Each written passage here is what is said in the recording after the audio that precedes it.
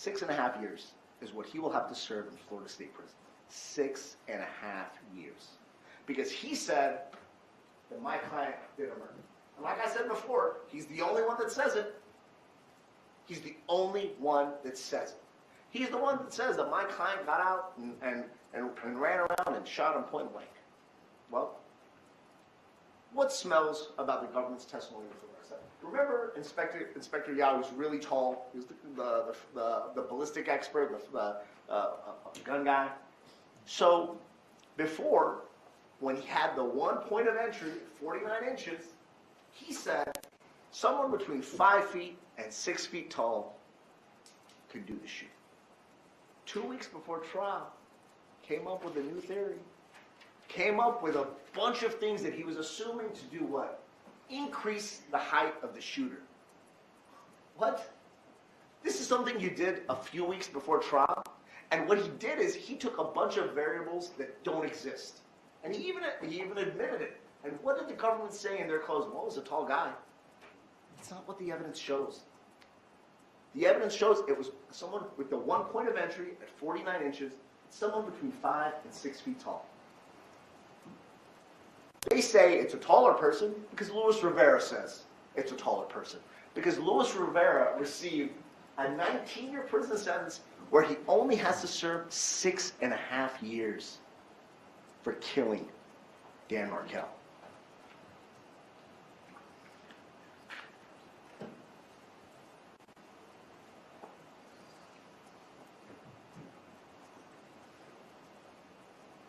Now,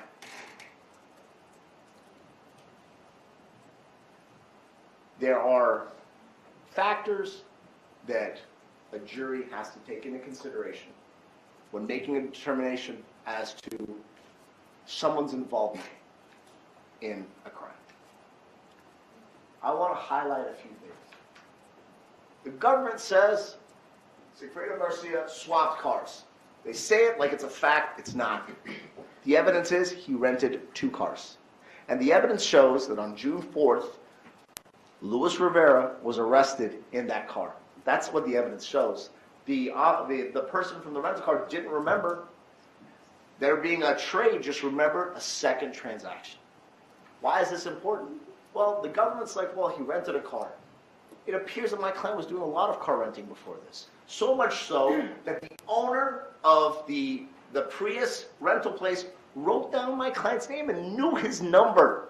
Why is he renting cars? He can't afford a new one. He bought that horrific looking 1984, I'm sorry, I'm not a fan of the color, Monte Carlo for a few $100. That car broke down, he bought a Nissan. Put $1,500 down. These are not extravagant purchases. He bought a motorcycle for $600. Luis Rivera jacked those numbers up. He said 3,000. He said 2,800 and 3,800.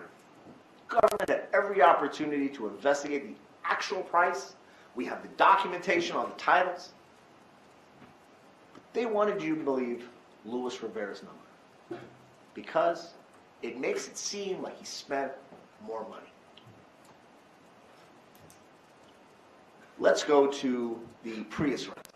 All right, Luis Rivera's testimony. Sigfredo wasn't there. How do we know he wasn't there? Because the owner says, I wrote down Sigfredo's name, because I know Sigfredo because he rents cars from me. Renting a car is not a crime, okay? What do we know? We know that that Luis Rivera rented the car. Okay. We also know that Luis Rivera had the gun.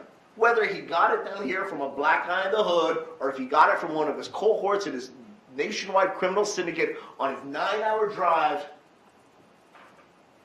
he had the gun. And he admits it was only his gun, that he had one gun. One gun. One gun was taken on the murder date on July 18th for the train. One gun.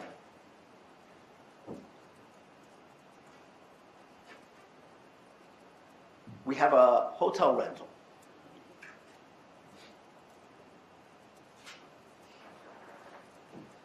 Luis Rivera. We have a Prius in the Premier parking lot, and you have cell tower data that cannot conclusively place my client's phone in that parking lot. Now, look at the phone records. It's important.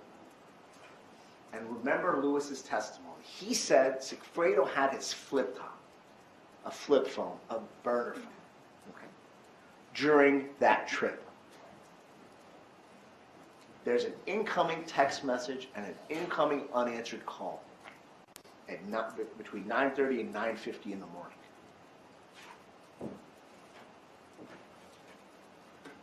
We have the Prius being out of the line of view at Premier for 6 minutes. The government wants you to believe that Luis Rivera and Sigfredo Garcia are in the car together because there's a photograph, a screenshot or a still shot of the Prius driving with a passenger that appears to be wearing a white t-shirt. Right?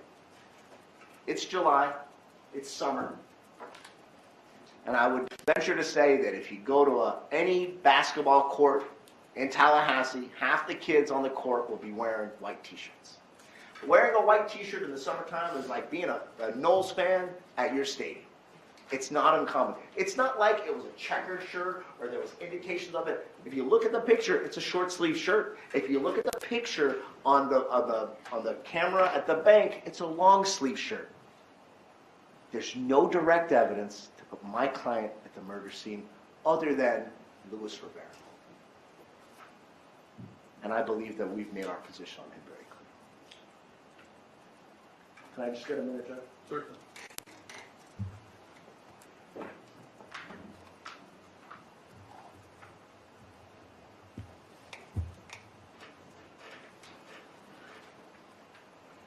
Okay. Going to get back to Charlotte Nobles. I forgot about him. This young man told you on the stand that he lives in his car. Okay? And I don't think it's unreasonable to believe that someone that travels and lives in their vehicle, there's nothing wrong with it, rents rooms from time to time. And I think that this person who admitted to being part of a drug deal could have been facilitating another drug deal on the July trip. Now, here's an important question. Did they prosecute him for admitting to that drug deal? No. There is a jury instruction. Oops. Oh, right here. Here's a jury instruction. It talks about how now this is still under weighing the evidence, okay? And you guys have a copy of this, and you'll be able to take it back to the jury. You must consider the testimony of some witnesses with more caution than others. For example, a witness who claims to have helped the defendant commit a crime has been promised immunity from prosecution. Right there. I'm going to shift just back to Sergeant Nobles. He went and told cops he was involved in a drug deal, and he wasn't arrested. He assisted the prosecution while he was on probation. No probation violation, no new law violation, nothing. He got a pass because his testimony fits their story. And the jury instruction specifically tells you if someone is given immunity from prosecution, that's something you should consider in weighing their evidence. Now, are there other things to comport or to confirm what he says? No. Didn't he tell us that there was a woman in the car with him? Right? He said there was a young lady in the car with him. Someone that allegedly was at both trips, the June and the July trip. Someone that would have potentially corroborated his testimony.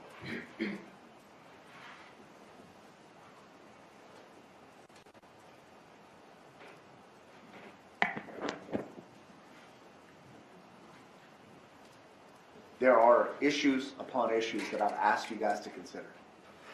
And things that I want you to look at, and really talk about, and think about. Because as jurors, you bring your real life experience, your knowledge, and your common sense, okay? And I know it's a lot. I know there's a lot of pressure. There is probably no bigger duty for a juror to have to serve on a death penalty case. I get it. It's a lot. So what we're asking you is to listen to what I said and consider it and talk about it amongst each other and ask yourselves, do I feel comfortable convicting Sigfredo Garcia of a murder based on the evidence? Based on the lack of physical evidence, based on the uncredible testimony of Luis Rivera, based on the fact that they believe the motivation came from a person that my client despised. Is it there?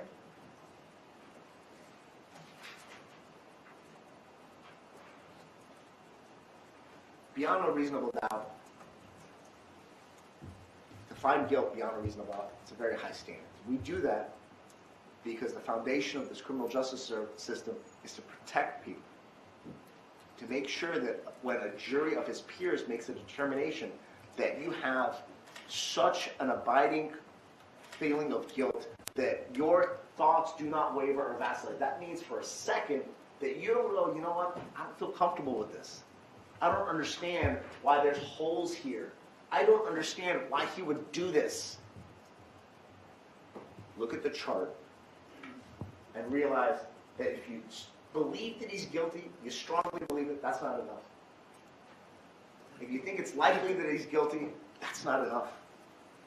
And the chart goes on and on and on. We ask you guys to listen to me because this matters. Okay? We understand it's a high-profile case. We understand that the media's been here and people are chomping to get to the Adelsons. I mean, clearly the government is. They spent the first 20 minutes of their opening on it, and let me tell you, rightfully so. Rightfully so. I would venture to say there's substantially more evidence against the Adelsons there than there is against Sigfredo Garcia. Substantially more. Motivation, documentation, ability, more. Much more. Yet, here we are. And here is your duty and your task. When you review the jury instructions, take into consideration the discussions that we've had. Look at things independently. Okay? Be skeptical. Be talkative. Have discussions. Don't jump because the government says jump. Question things. That's what you're supposed to do. That's what you do in real life. Kind of like when someone says, hey, you want to kill someone for $100,000? Where's this money coming from? And like I said, ask the right questions. Do the right thing. And I'll tell you, at the end of the day, come back with, I'm not interested in buying this house. Come back with the right verdict. Thank you guys for your attention. All right, we're going to break for lunch. Let's try to, I want to kind of try to keep this moving. Let's try to be back at 1:30. That's a little less than an hour. I think you ought to be able to do that. So let's be back, ready to go at 1:30. Either side, anything? I guess we need to discuss your instructions just a second.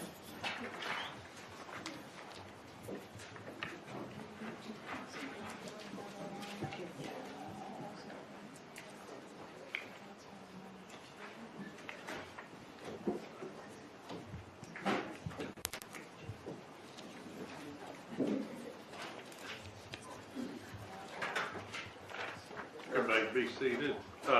I gave you a new version and I've emailed it to you. I think the only change of substance is in the second paragraph of the aggravation of felony by carrying a firearm. You would only have application with defendant Garcia, but that second paragraph was kind of mixed up. It did not track the standard instructions, so I've made that change. Any objection to that, Mr. Sangadan? I'm sorry, Judge. Okay. Okay. No objection. a copy was given to you, so. Yes, Judge, I used it in my closing, thank you. All right. The other changes were more technical than anything. There was some things where it should have been plural, where it was singular, vice versa. Was there something you wanted to be heard on this class? No, Your Honor. Okay. You looked over the minor changes I made. I mean, I looked over the jury instructions that were read this morning, but the only change that was made was the technical plurality. Look over those. If anybody has objection, let me know. I think you'll find there was, I guess, the only, on the right to remain silent, I was not thinking actually the first paragraph applies to both defendants, not just to Mr. Garcia, so I made that plural. The second paragraph of that only applies to Mr. Garcia, but that was, I think that was one of 3 changes. There were technical changes I made.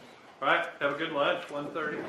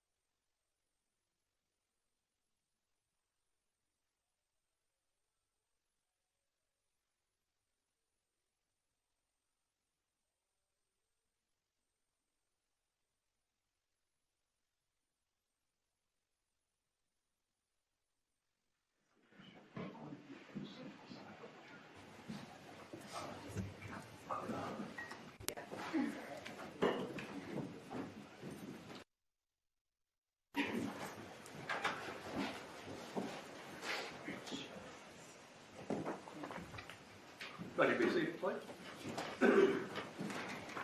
May we proceed, Mr. Dukas? Thank you.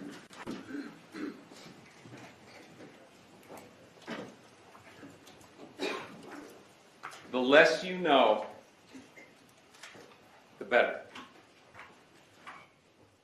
That's what Sigfredo Garcia said to Captain McVanwa in 2016 over the wiretaps.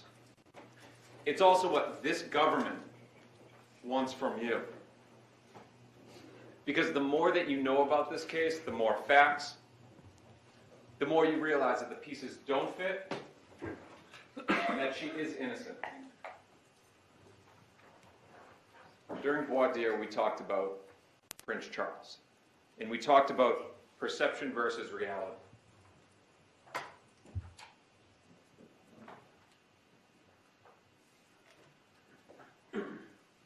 Everyone here remembers the photo that we presented of Prince Charles, and it gave a very limited view. That's what the government has done here. They've given you bits and pieces. They've tried to give you a perception of Catherine McVanwa's involvement.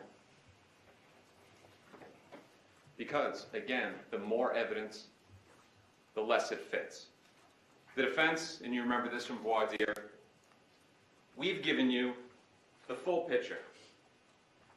Not them.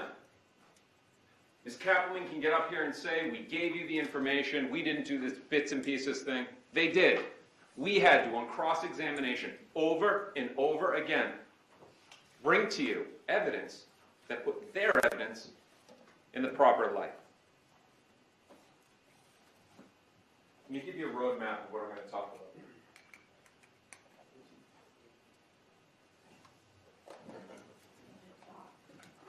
Okay. The first thing, roadmap. The first thing I'm going to talk about is how the investigation into Catherine McVanwa was not objective. The second thing, the dismissal by the government, the outright dismissal of the problems and the conflicts with Luis Rivera's testimony. The third thing, how the government is ignoring evidence of Catherine McVanwa's innocence. Now, before we get deeper into it, the government, and they talked about their burden, they have to prove two things.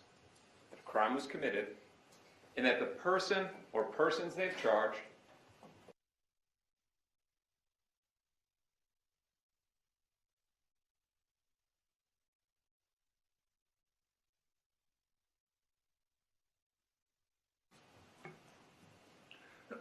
we don't disagree with any of that evidence. We absolutely agree. Look, I've spent years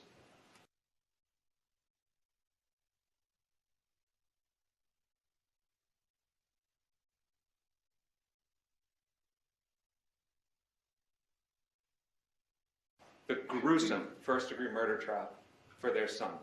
For the people of Tallahassee, and Ms. Kappelman said it best, suffered a blow. Crimes impact everyone, especially this case. Those who are responsible, and again, they spent hours, days talking about the Adelsons. Those responsible must be brought to justice. The Adelsons. Now, given all of this emotion, it's resulted in desperation for the government. You heard it for them. It took them a while to figure out a theory to move forward on the case. But that's what happened. They came to a determination on their theory. They came to a determination on their theory. Then they started to look at Catherine McVanwa.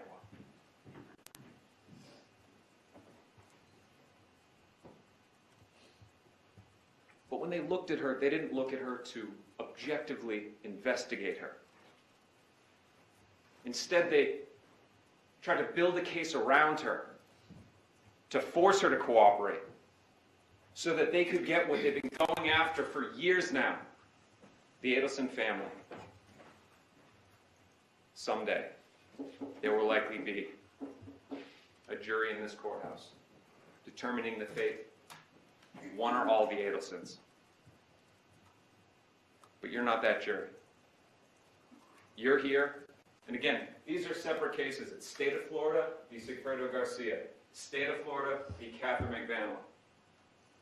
We talked about it in jury selection. These are not together. It's not a package deal. You're here to determine the guilt individually of Catherine McVanwa. Again, she's innocent. You know, if the government wants to charge the Adelsons, charge them. It appears that they have more evidence against them than the defendants in this courtroom. You know, years ago, many, many years ago in our civilization, in times of strife, drought, famine,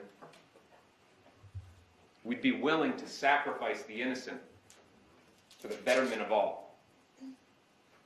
But we all know we've advanced as a society. What happened to Dan Markel was tragic, but convicting an innocent woman doesn't fix that. Nor does it in any way honor the memory of Professor Dan Markel. Now, two things the government has to do. Prove that a crime was committed. There was a crime. He was murdered. We absolutely do not disagree with that. But with respect to Ms. McVanwa, they have to prove that she was involved. All of that has to do with a crime. This staff right here, which includes financials, which includes CDs, wiretaps. This is the case against her. This right here, this is the evidence against her. Our first topic. How the investigation into Catherine McVanwa was not objective. Instead, it was to build a case because of what their target is. Let me give you some examples, and we saw it in this trial from some of the witnesses.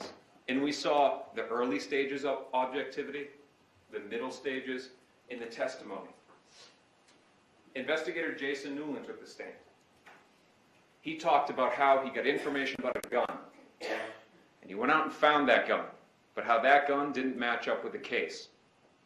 But he didn't just leave it there. He didn't just dismiss it. No. He took photographs of it. He brought out 2 other personnel from the prosecutor's office. They cataloged it. They turned it in. They checked it back out. They brought it to FDLE, and you heard from the FDLE analyst, Dan Ritchie, how she went through a very extensive process of evaluating that gun. All the paperwork that she put together. All the reviews she did. That it wasn't a quick process. Now, that was very early in the trial, and it may not have made sense at that time, but it was for this explanation now. That's what objectively reviewing a piece of evidence looks like. Jason Newland didn't just say, well, it doesn't apply, I'm not going to look at it. No, he still went through the proper steps. Because if there isn't objectivity in this process, it leads to wrongful convictions. It leads to misunderstood evidence. Next, we saw it from Sean Yao. He was the one that talked about the height of the shooter. Now, he had a bunch of variables, sort of like the government has their pieces of evidence.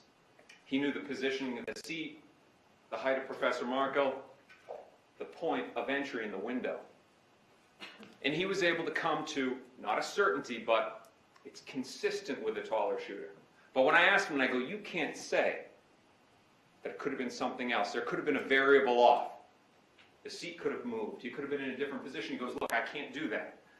That's looking at the evidence objectively. I can't tell you beyond a reasonable doubt that the height of the shooter was this, but it's consistent with it. Translation, it fits, but it's not enough.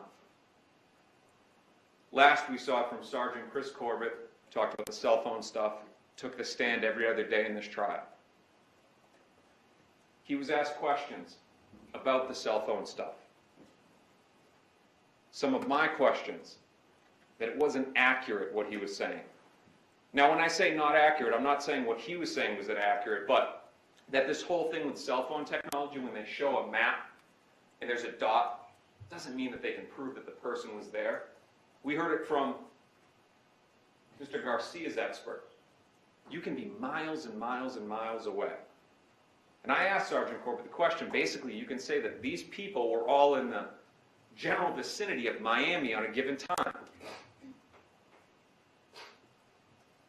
He gave those answers. That's being objective. He didn't try to stick to his guns and go, no, no, and fight it. Gave the good with the bad. These are examples. We have both the investigation stage and the testimony stage. That's what objectivity looks like and should look like in this courtroom and during the investigation. But again, the investigation of Catherine McVanois was not objective. You know, when I was a kid, my father, he traveled a lot for business. And he told me a story once, how he was out in the Midwest, and he's driving along a road, there's a bunch of farms, and he sees, and it's pretty close to the roadway, he sees a side of a barn. There's a young kid out there. And on the side of the barn, there's a few bullseyes, and there's an arrow right at the bullseye. He had to find out, how is it that this kid is so good, little kid, how is he so good at hitting the bullseye? My father drove over, he asked him, and the kid said, I'm going to show you. Kid fired a shot into the side of the barn, wildly missing all of the targets. But he hit the side of the barn. Then took a pail of paint, walked up, painted the target around the arrow. That's what the government is trying to do here to Catherine McVanois.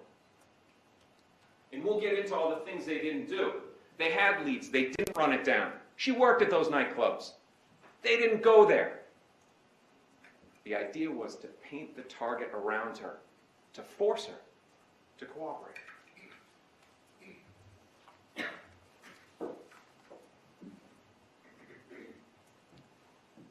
Again, the government came up with their theory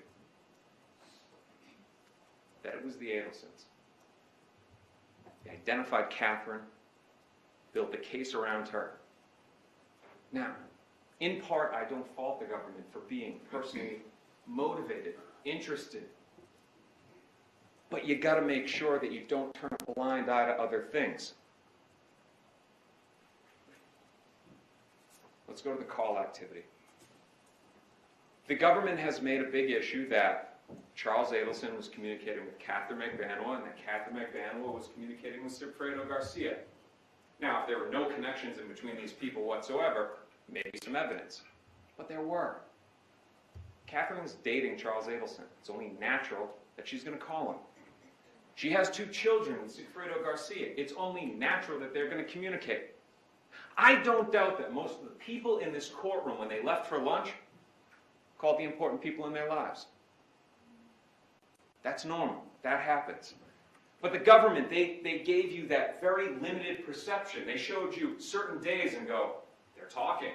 They even removed out other communications that Catherine and others were having with other people to make it look like the calls were going Sigfredo to Catherine, Catherine to Charles. You have it in evidence, in our evidence, not what they've submitted, in our evidence showing there's more calls that are in there. But it was important to pull a random day. And during trial, we pulled May 1st. Not an important day in the case. To show that this was normal levels of communication for Catherine, again, for the guy she was dating, and the father of her children.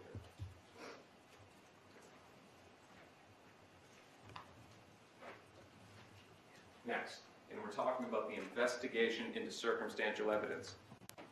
Cash deposits.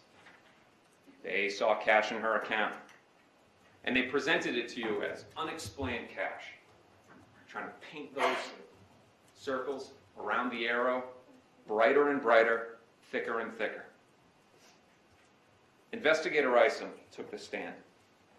He knew she was working at nightclubs. Quote, knew.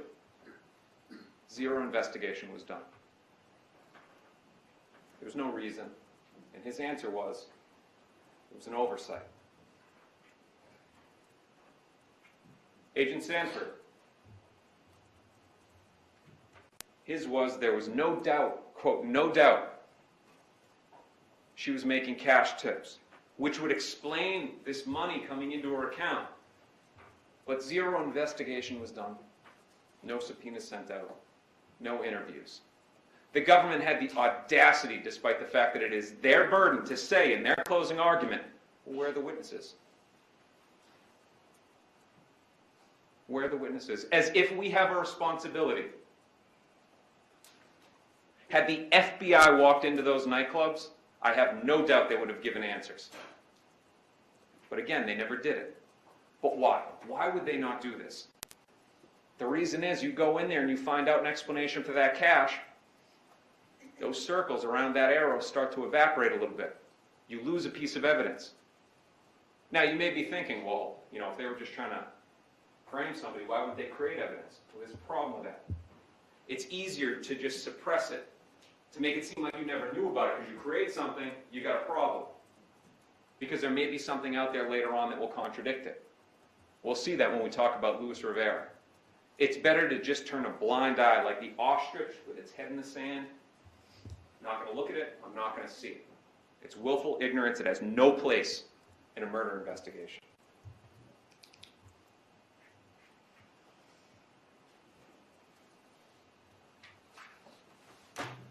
Although we didn't have to, we presented evidence. Now, put it in context, our ability to get evidence. Catherine Magbanua has been sitting in custody, in confinement for years. She was arrested years after this happened. The ability to then find evidence and put it together is a difficult process, but thankfully, the government subpoenaed records from Facebook. We had to submit to you. They presented it that there was no evidence whatsoever of cash-paying jobs. We presented to you from 2013 that she begins working promotions. Following later, and continuing until 2015, working at a larger nightclub. Now, there's one thing that the government didn't address, and I'm going to come back to the nightclubs. The fact that Sigfredo Garcia, during that time, the father of her two children, was not working the steady employment he was working later on. And that cash, similar to the $5,000 that was found inside of his car when he was arrested, would have been going to Miss Magbanua for the betterment of her children. Now, the government brought up Yindra Velasquez, but you've got to remember what she said. The government has tried to downplay the nightclub by saying bar. How much somebody would make, a couple $100. We're talking about a nightclub in Miami, not a bar, a nightclub in Miami, having special events for celebrities, having big, big, big nights. She worked with Yindra Velasquez at a different location at a different time. In the middle of 2014, Yindra Velasquez said, I didn't know she was working there. Well, you got to remember, during that time, Yindra Velasquez was pregnant with a child. Catherine, her children, were born several years old. They're leading different lives at that time.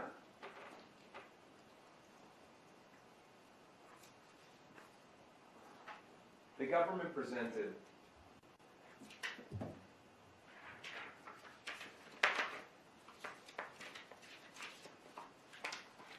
a bar chart of deposits. They really started using this late in trial. Put a spike right there. First and foremost, if you're receiving money from a murder, who in their right mind would deposit it? Those are acts of an innocent person, not knowing where the money's coming from. You're not going to put that into a bank account. Did Sigfredo Garcia put any money into his bank account? No. Luis Rivera? No. Those are the actions of somebody who's getting their money from legitimate sources. So, again, the government has put this chart together.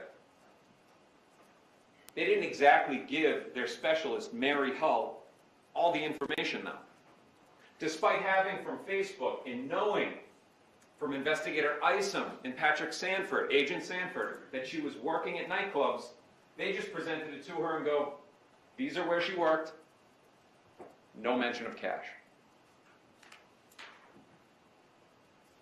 This is what this graph should look like. And these dates are based on the evidence that we have from their evidence and from the testimony of Ms. Magbanua. Now, the government, in their closing argument, said, well, Ms. Magbanua was not able to answer specific names from work 6 years ago and 4 years ago.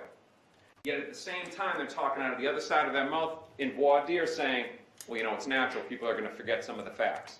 It's okay for Rivera, not okay for Catherine Magbanua. I don't think I need to get in. We know that Luis Rivera has not been in solitary confinement, that he's been in general population. I don't need to get into what it can do to the mind of a person spending 3 years in solitary confinement. Not knowing what day it is, what year it is.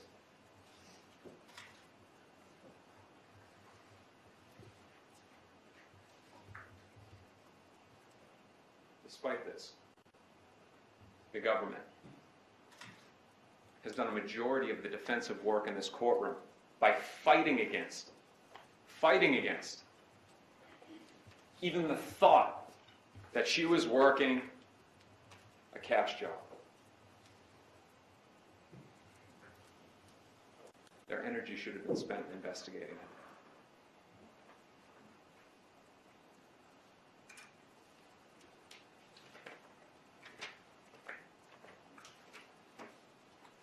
They also brought in Mary Hull for another thing. Now, Mary Hull was brought in. She was given limited information for her expert opinion. She got up on the stand and she talked about the yearly totals.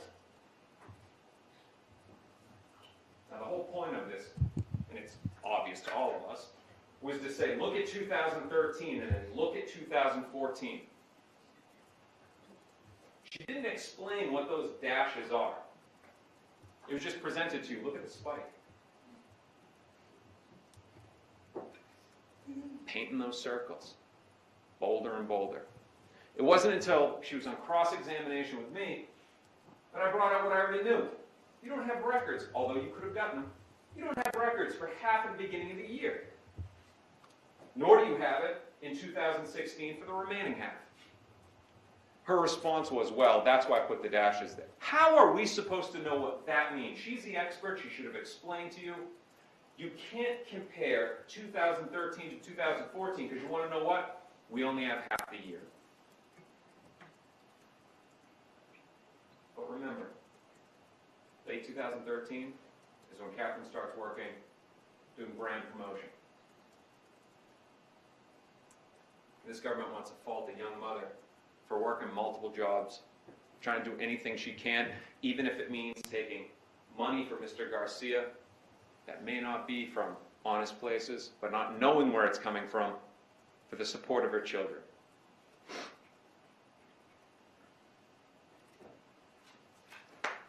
Go next to Ms. Magbanua's breast surgery. There is zero evidence, zero, that it was paid for from the proceeds of a homicide. Ms. Magbanua explained to you she's wanted to have it for a very long time. She's given birth to 2 children. It's something that she's wanted to do. And the government gets up here and almost makes a mockery of it, trying to play on words in between tips and her surgery. It's inappropriate in a first-degree murder trial.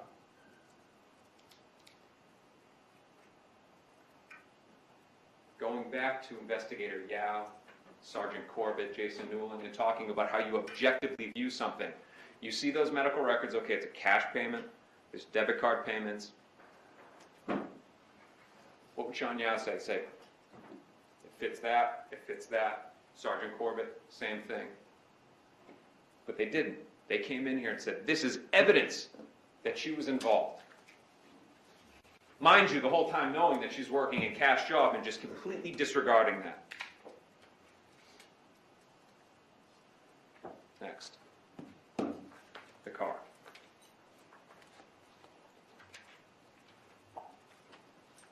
You know, it's interesting, they brought out how Ms. McBanwell was arrested in that vehicle. Meaning they had the opportunity to take photos of it. They had the opportunity to get the mileage, the condition, all of that. But no, they wanted to present before a jury, she's driving around in the Adelson's car. Because it makes that target so much more bold, so much more bright. They didn't investigate further into it, nor did they ever look at it objectively, because if you look at it objectively, you have a title for a purchase of a vehicle. Objectively viewed, that's somebody who has purchased a vehicle.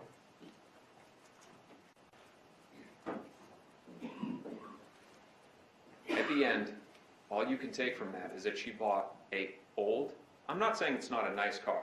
Many of us would love to have that. But in comparison to the wealth of the Adelsons, who they've said are these multi-millionaires, a 14-year-old Lexus with 160,000 miles is barely payment for helping commit a murder. What it is, it's a friend, an ex-girlfriend, buying an old used car from an ex-boyfriend. But they've submitted to you as proof. That's not objective. As proof of guilt. Let's common sense look at this right now. All right? Catherine's innocent, but let's imagine for a second that they had this agreement. How foolish is it to then create this legal paper trail to this person? That's not how that works. That's not how somebody, if you're committing a crime of that magnitude, you do not want to have any connections. Let's go to the paychecks now. The Adelson Institute. Submitted to you money from the Adelsons, and she didn't work there. Again, painting that target. Along the same lines of common sense and how it would be foolish, again, you're creating a paper trail, employment records, tax documents. That would be a crazy thing to do if you want to distance yourself from somebody, should anybody ever get investigated or arrested in the future. Now, it was presented over to Mary Hull. She came back and she did this diagram with paychecks. And almost like reading tea leaves, the government is trying to say, this is evidence of guilt. And Mary Hull got up there and goes, well, these checks are written before the date of work. Nonsense. Absolute nonsense. Every single one of these checks, but for one or two that was cashed a few days early, were deposited by Miss McBanwell after the dates of work. They didn't do anything to establish Don Adelson's check writing practices. They had Erica Johnson and Clarissa Labredo on the stand and didn't get into that topic. They didn't have Mary Hull evaluate the check writing practices for the other employees, but instead, they want to read the tea leaves and say, it's evidence of a murder. It went further, though.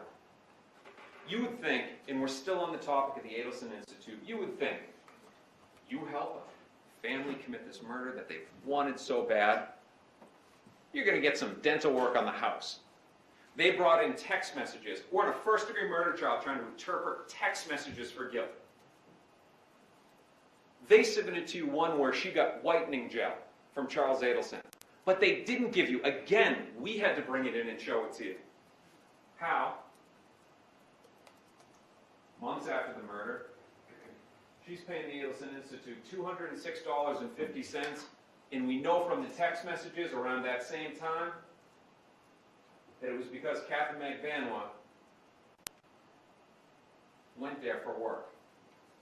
Now, the government tried to differentiate and go, wait a second, it's clear she saw Harvey Adelson. Yeah, his son, I'm pretty sure, could get a discount from Dad for the person that helped commit a murder, if any of that were true. But the text messages went even further. These checks, and we know it from the government's exhibit, these checks began September 15th. Text messages between Catherine McVanwa and Charles Adelson at the day before. I'll let you know on my availability so you can know more or less how many hours I can dedicate. Thank you again. They tried to introduce text messages, say, well, that's about wisdom teeth. I had my wisdom teeth taken out. I don't ever remember communicating with my dentist saying, I'll let you know how many hours I can dedicate my availability. That's a text message about work. But they are so blind to this that they won't accept it. Because in their mind, from the very beginning, Catherine is guilty, and they will only ever look at her through dirty windows.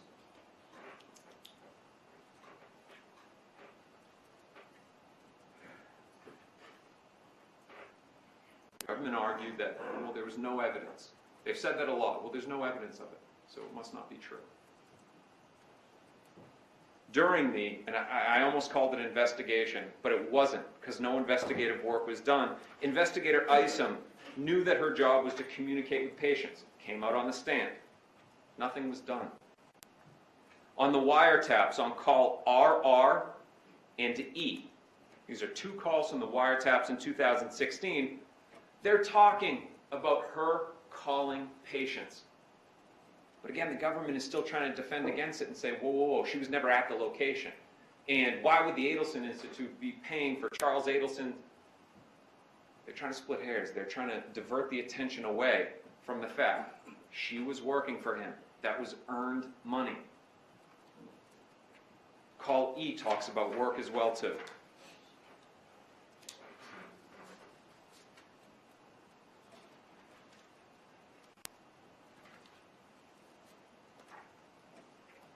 Back on the call activity, the government brought up the fact that there was a phone call to one of Luis Rivera's old phone numbers, but that's not what the evidence showed.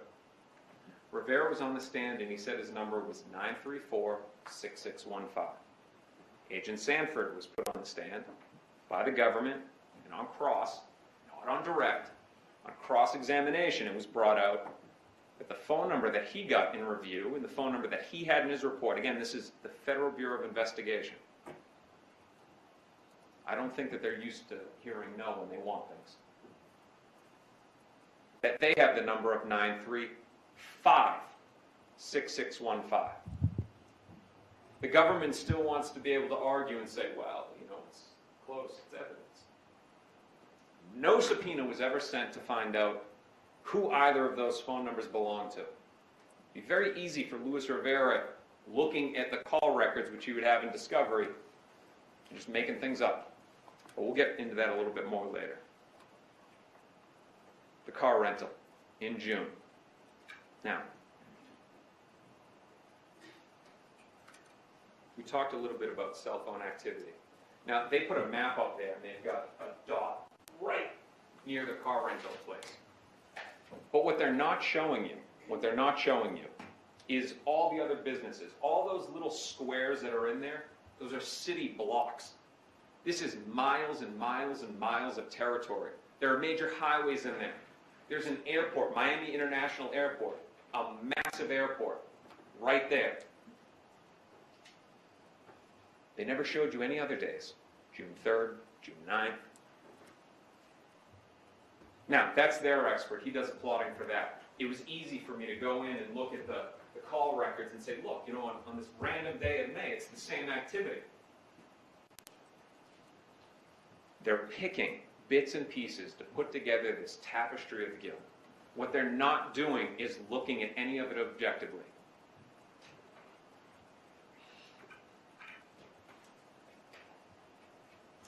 Now, this wasn't enough evidence for them. Admittedly, they didn't have enough. But they were still desperate. They still needed to move forward on the case. So in 2016, they tried to create some more to get bolder circles. They did the wiretaps. They did the bump, and they also had the wiretaps. Now, these wiretaps, it's part of this stack here. Again, this is everything. We've already gone through most of the stuff. For months, they listened to her phone calls. Secretly listening to her phone calls, talking to people that they believe she was involved in this conspiracy with. Hundreds of calls, hundreds of texts. Not one thing, not one thing of her being involved in this murder. Only her needing to know less. Now, the fact that Charles Adelson and Catherine McVanwell were communicating, it wasn't irregular. We brought that out on the stand, that before the bump, before anybody may think, hey, we might be getting listened to, that Charles Adelson and Catherine McVanwell were still communicating. So it wasn't just out of the blue, this bump happens, and all of a sudden there's phone calls. Now, the way the bump was done dictated the actions that then followed. It was controlled. The undercover, and you'll be able to watch it again if you need to, reference son, reference Catherine twice, and reference Tuta. Now, the letter that was handed, we have to take the FBI's word for what was actually written on there, and whether there were not other instructions. How is it that the Federal Bureau of Investigation, with all of their resources, infinite, doesn't have a copy of the letter that was handed for this huge operation? Now, this goes back to what I was saying before. It's easier to hide things than it is to create them. Meaning that if it's just, hey, we don't have a photo of it, if it surfaces years later, to be like, oh yeah, that's what was in there.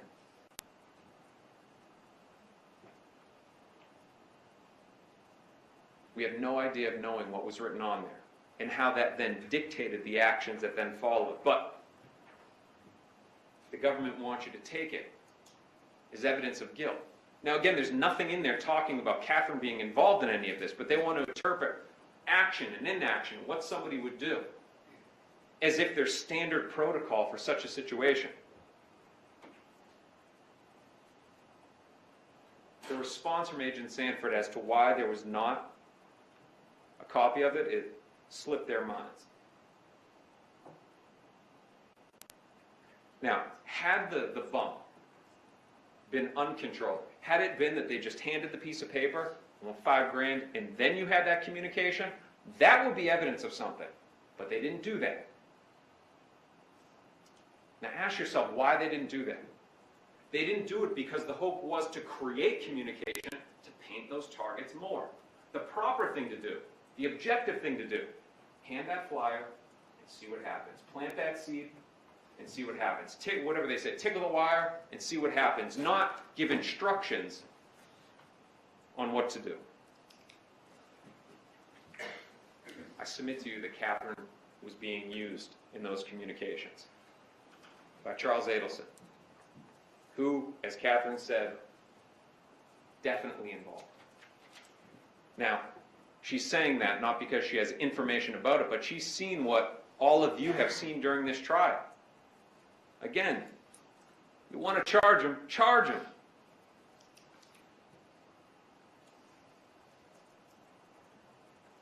In the first 3 phone calls, and we know this from Agent Sanford, that Charles Adelson says to Don Adelson, don't talk in the apartment. Now, it's easy to understand what that meant. Don't say anything that's going to get us in trouble. Now, the government talks about WhatsApp and how people can be communicating from WhatsApp when it helps their theory, but when it doesn't and it explains things, disregard them. Donna Adelson assumed that the ex-girlfriend was the most recent ex-girlfriend. Look, if I say to my mother, my ex-girlfriend, she's not going to think, well, is it one from, high school, or is it the last one? It's natural. That's a natural thing that a mother would do. But there's additional communications, there's additional meetings. Charles is not sure. Eventually, learns that Catherine's name was mentioned. But in that first phone call with Catherine, if they are involved in this conspiracy to commit murder, to be like, look, somebody came up, there would be talk about it, but there would also be, don't say anything. Nowhere in any of those wiretaps do you ever hear, don't talk in the apartment, don't do anything that's going to get me in trouble. It's actually the opposite of that, and we'll get into that in a minute. Now, let's get a little bit more into the action. I can't say why Charles Adelson did what he did, but certain things make sense. Our theory is that him and Sigfredo Garcia had an agreement. Now, the government wants to say that it was through Catherine Magbanua. Our position is it was about Catherine Magbanua. Now, when that happens, the bump happens. Charles Adelson can't call over to Sigfredo Garcia. You don't know.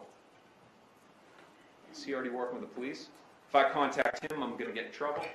I've got to distance it. Catherine, the bump gave him the idea to use Catherine as a buffer. Find out who it is. Call that number. Think about this. He believes, or he's involved in this conspiracy with Catherine, and he's thinking, hey, it could be the FBI, it could be the cops.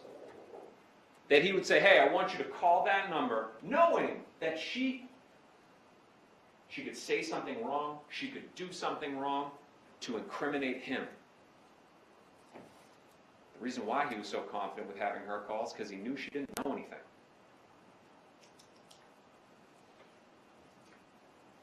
Now, let's talk about the flow of knowledge.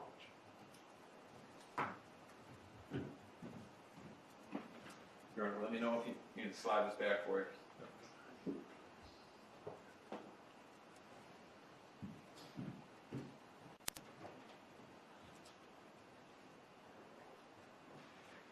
Now, the bump happens with Don Anderson. Happens here. Conveys the information over to Charles Adelson. That information then goes to Catherine Magbanua, and we know that that information then goes over to Sigfredo Garcia. But when Catherine wants to know, what is this about? The answer is, the less you know, the better. There's no information flowing in between there. Now, from Agent Sanford, well, it was Investigator Dillmore talking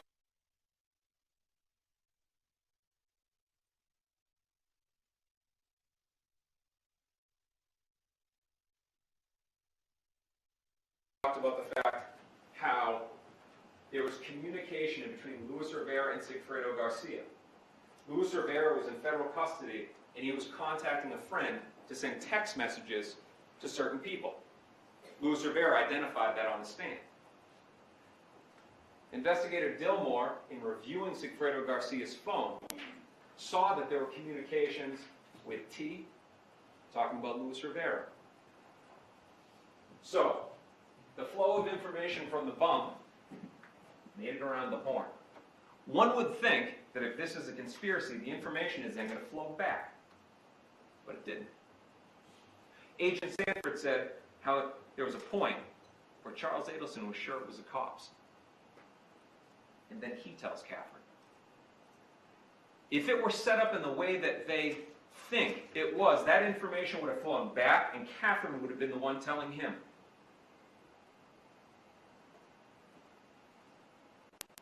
Told Charles Adelson.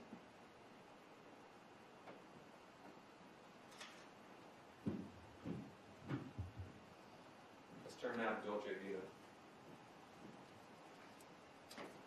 Can't understand any of it, much of it.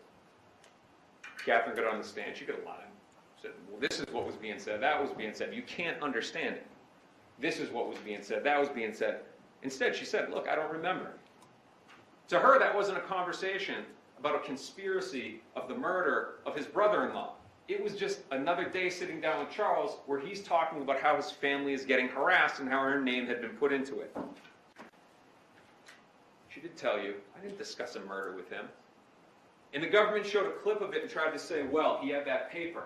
You all saw it. He had that paper, if it even was the same one, and had it in his lap. never showed it to her. The very little portions that you can make out of it, what it is Charles giving hypotheticals of what Catherine should do and say to scare off the person. And he's mostly describing himself. Be afraid of me, because I may come back, I may do something. But it was like all the other times for Charles, it was just him talking and talking and talking. Now the government brought out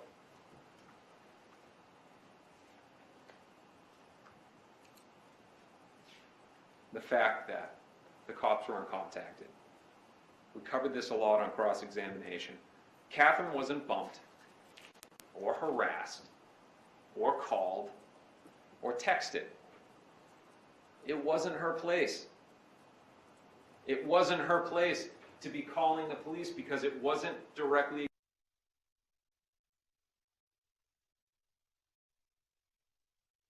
conspiracy to commit murder. Those aren't the communications that are going to be had. Now, they'll come back and they'll say, well, you know, it's code, or, I mean, no, that's hogwash. These are not the communications that you're going to have. And they say, well, nobody went to the cops. It was Catherine the one. Catherine stuck in the middle, not getting any information from Sigfredo, not getting any information, well, finding out things later on from Charles Adelson, who's getting frustrated. Why is my name being mentioned? And she's the one that says, I'm about to go, and she hates that she swore. And we even see it from her text messages. She won't even spell out swear words. The effing FBI. If she were involved in this conspiracy, thinking, well, it's either Latin Kings or whoever did this, or it's the FBI, those words, I'm about to go to the FBI, and the way that she said it, which was not a, you know, I'm thinking about doing it, it's, I'm about to go to them myself. Those words would have never come out of her mouth.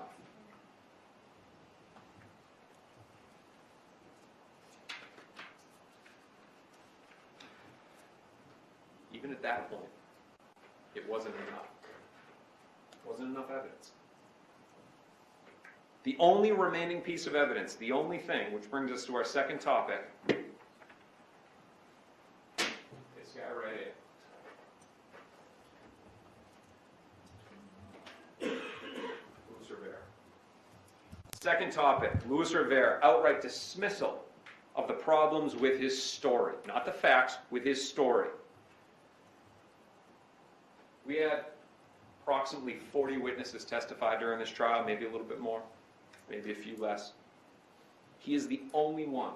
The only one. Mary Hall is not a witness to events. Chris Corbett is not a witness to events. The only one is Louis Rivera. Now, the consensus among the Tallahassee Police Department and the FBI is that prior to Rivera, it was not enough to arrest. Now, arresting somebody is a much lower standard than trial. There's a big difference between probable cause to arrest, which you heard about during trial, and beyond and to the exclusion of every reasonable doubt. Rivera cooperated. Now, had Louis Rivera said Catherine McVano's name in August, when they were doing this communicating through cans and lines, where Louis Rivera's in the other room with his attorney, and Ms. Kappelman's in the other room, if he had said Catherine at that time, she would have been arrested the next day. But it wasn't until he finally realized, well, I've got to give them more. We'll talk about that in a minute. I've got to give them more. Because Louis Rivera couldn't say, well, yeah, Sigfredo Garcia was involved. That wouldn't get him a deal. If he wanted a deal, he had to give them something. He cooperates. The very next day, Catherine is arrested. To convict Catherine McVano, Catherine is innocent. She is innocent of all three of these charges. To convict her, you have to believe Louis Rivera. A man who cannot be trusted.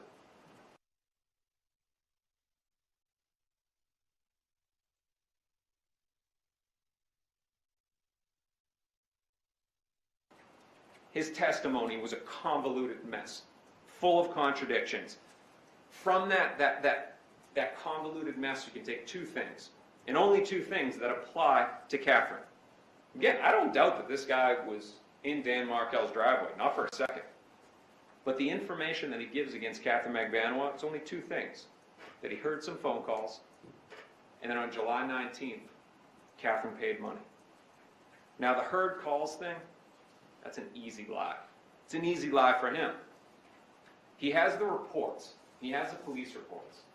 And from Agent Sanford, we know that the basics, and from Sergeant Corbett, the basics of the travel, the communication, that was in those reports. And he would have that information. Plus, he knows Sigfredo Garcia's habits of communicating with the mother of his children. Easy, but he failed. He said that on June 4th, on the trip up, that Catherine Magbanua and Sigfredo Garcia were constantly on the phone. The answer to that, to quote Chodrick Nobles, nope. Sergeant Corbett got up on the stand, and he showed you that there was a 29-second phone call. Throughout that entire time, there's a 29-second phone call. Again, this is Luis Rivera trying to give them something to get that deal. Let's go to 719. Another easy lie. He has the reports. He has the details.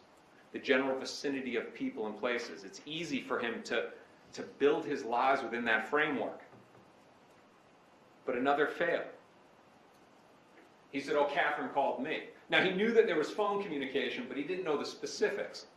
Catherine at the barbershop, over at Ray's Barbershop on Biscayne. Wrong. He was in a different municipality. He was over in Miami Beach, and we know that from the record. So, how and why? How and why did all of this happen? The guy was looking at the death penalty. The evidence against him strong. The evidence against him strong. He's already doing 12 years. Meanwhile, the government, desperate to do something with their case, and they cut a deal. Now again, he'd get nothing for naming somebody who they already have. Sigfredo Garcia was arrested alongside with Luis Rivera. You're not going to get anything by naming the other guy that's already charged. You've got to name new people. Desperate government, desperate Luis Rivera, they come to a deal where, and Mr. Zangaday got up here and said that it would be about 19 years. No, remember, with gain time, he's only going to do a percentage of that. Do 12, maybe 12 in federal custody. Then there's 7, maybe he does another 4 or 5 years. For a guy like Luis Rivera, that's just a cost of doing business. That's a cost of being a criminal. That's expected. Now, this whole thing about threats, that, you know, because he snitched, that he's a threat. This guy's been the boss of a gang since he was 15 years old. Different rules apply to him. Clearly they do, because he's in general population and he hasn't been touched.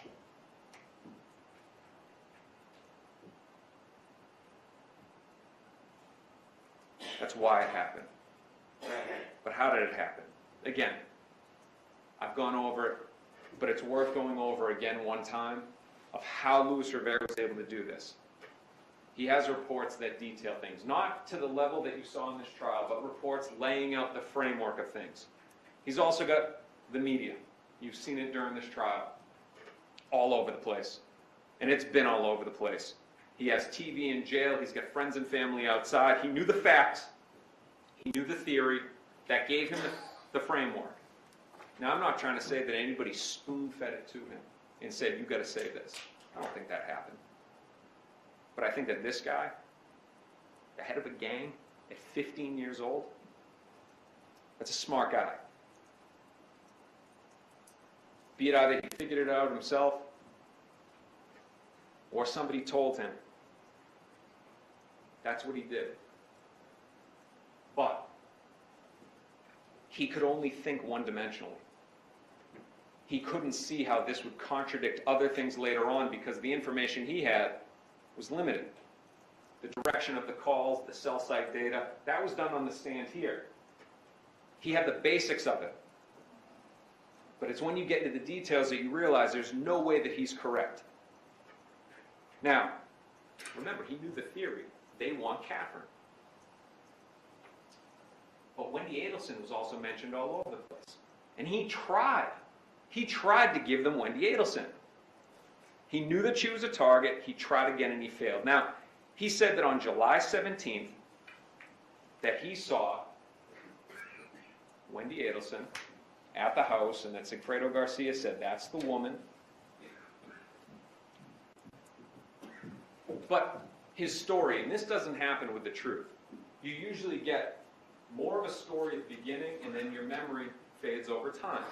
But his apparently got better over time. Because his original statement was, I saw Wendy at the house. Then it was with the kids. And then most recently in 2019, it was, I saw Wendy with the kids and they walked into the house on Trescott. Now, we're going to come back to that in a second, but why would Luis Rivera be doing that? Why would his story be so motivated? He may have been on that witness stand, but in his mind, he's still at the defense counsel table. Because the government still has him.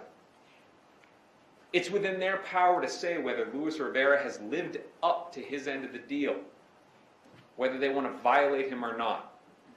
Now, this whole thing about the violation of probation, Luis Rivera didn't know about that until we told him. They didn't tell him, his attorneys didn't tell him, nobody told him.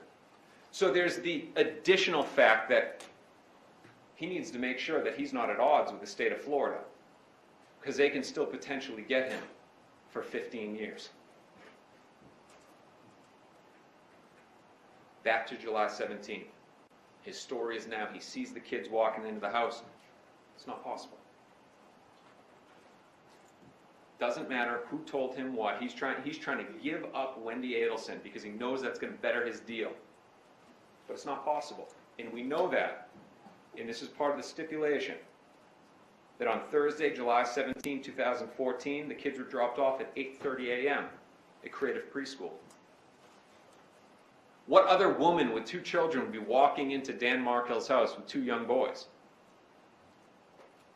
It's clearly Luis Rivera trying to lie and give up more people, because the more people, look, this guy's ruthless. He doesn't care about sending somebody away for his own good. His life is about taking from other people. And he gets a deal by taking from her.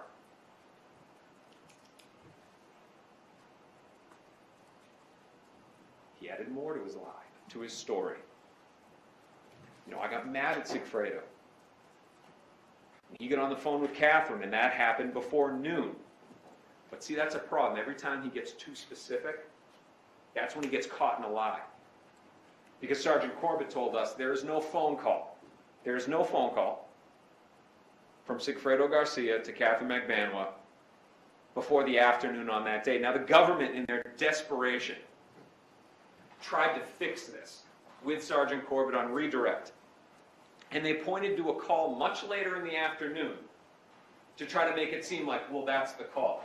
But the problem was that phone call was from Catherine to Sigfredo Garcia, not the other way around.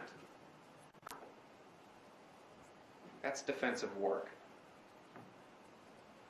Guys? There was an additional time that he tried to give up Wendy. On June 5th, he said that, and this is in one of his statements, one of the many different ones, he says that they get up there the next day, that they're following Markel, and that they are Professor Markel, and that they follow him to the Creative Preschool, then they lose him. Well, we know from Jeffrey Lacoste that that's wrong. Because Jeffrey Lacoste had a memory of that time frame and said, Wendy had the kids. Professor Markel would not have been dropping off the kids or picking them up that day. Now, there's other minor inconsistencies. The owl. This is an easy one. You know, Luis Rivera spins a lie. He doesn't give a time frame. And he goes, oh, yeah. Then Catherine called. Again, there's normal communication between Catherine McBanwa and Sigfredo Garcia. So it's easy to say this lie. going back to objectively investigating things, of course, the Tallahassee Police Department, the Leon County State Attorney's Office, the FBI, they sent a subpoena to either, because remember, he said two different things. It was Instagram, Facebook. Minor inconsistency. But the problem here is nobody ever subpoenaed the records from those social media outlets to find out if the guy was telling the truth. They did it for Catherine, they did it for Sigfredo to paint those circles or to try, but they don't do it for him. My belief is they didn't trust him. We dig any deeper on this, it's gonna show that he's lying. We dig any deeper on Catherine McBanwell, it's gonna show she's telling the truth. There was other inconsistencies. When he learned of it, it was either before, it was during, or after. Whether there was one guns or two guns, whether he was the driver on the first trip, but then there was a citation. You know, his defense to all that was, well, you know, we were high and drunk. But that didn't make sense because Trooper Downing's like, you know, I don't know if he was a captain, a lieutenant, but he was high ranking. And he's like, if that were going on, if people were smoking marijuana, they were drinking inside of a car, everybody knows that smell would be in there. And an FHP trooper would have pulled them out and questioned him on that. He's doing that as a defense to getting caught in a lie. Because if he gets caught, he can go, hey, I was drunk, I was high. This is not a dumb man. And along that line, he says he can't read or write. That's odd. We know he was driving because of the citation. And I'm pretty sure most of the people in this courtroom know that when you get a driver's license in the state of Florida, you got to take a monitored, written exam. That's a way to defend against the lies. Lewis, we want you to look. I can't read. That guy can read. Don't be fooled. About 40 witnesses in this case. No, one. All of them combined, all of the impeachment combined for all of the other witnesses does not equal the amount of times that this guy was impeached. He's smart, but when you're making up lies, and we all know the phrase, the devil is in the details. And that's where we were able to, by digging deep into what he was saying, to realize this guy is not telling the truth. Who is he protecting? What is he protecting? Despite many, many rehearsals, many times that he gave this statement, he still couldn't keep it straight. Despite help from the government. There's no recordings of some of the meetings. No recordings. Why would that happen? That's inexcusable. The Tallahassee Police Department doesn't have a policy that you can't record. The FBI, Agent Sanford said, well, you know, it's our policy, we don't record under certain scenarios, but you always do a report. And when he was confronted with that, no, I didn't do the one person he interviewed where there's no recording and no report. The only time. They don't even trust him. They don't even trust Luis Rivera. But these prosecutors want you to trust him. This man can't be trusted. Investigator Eisen, thankfully, did a report of one of those meetings. And he said how at the beginning Luis Rivera was sworn in to tell the truth and the whole truth. But he didn't say anything about a third trip. He didn't say anything about Wendy walking into the house. That came out years later. And he never said anything about King Little Anthony. Now this government, in their defensive work, has tried to say, hey, it has nothing to do with the Latin Kings. They're trying to protect their convictions. He's trying to protect his brothers. They're trying to say that there's no connection to the Latin Kings, but then Luis Rivera is saying King Little Anthony went up on a trip. Well, that's a connection. No investigation done. Nobody ever met with him. Nobody ever tried to find him. Conveniently, he's now dead. And nobody will ever know. Whether Luis Rivera was telling the truth or not about this guy, I have no idea. But all I know is that this government didn't do anything with it, and they're trying to fight against a connection when clearly their star witness is saying that there was a connection.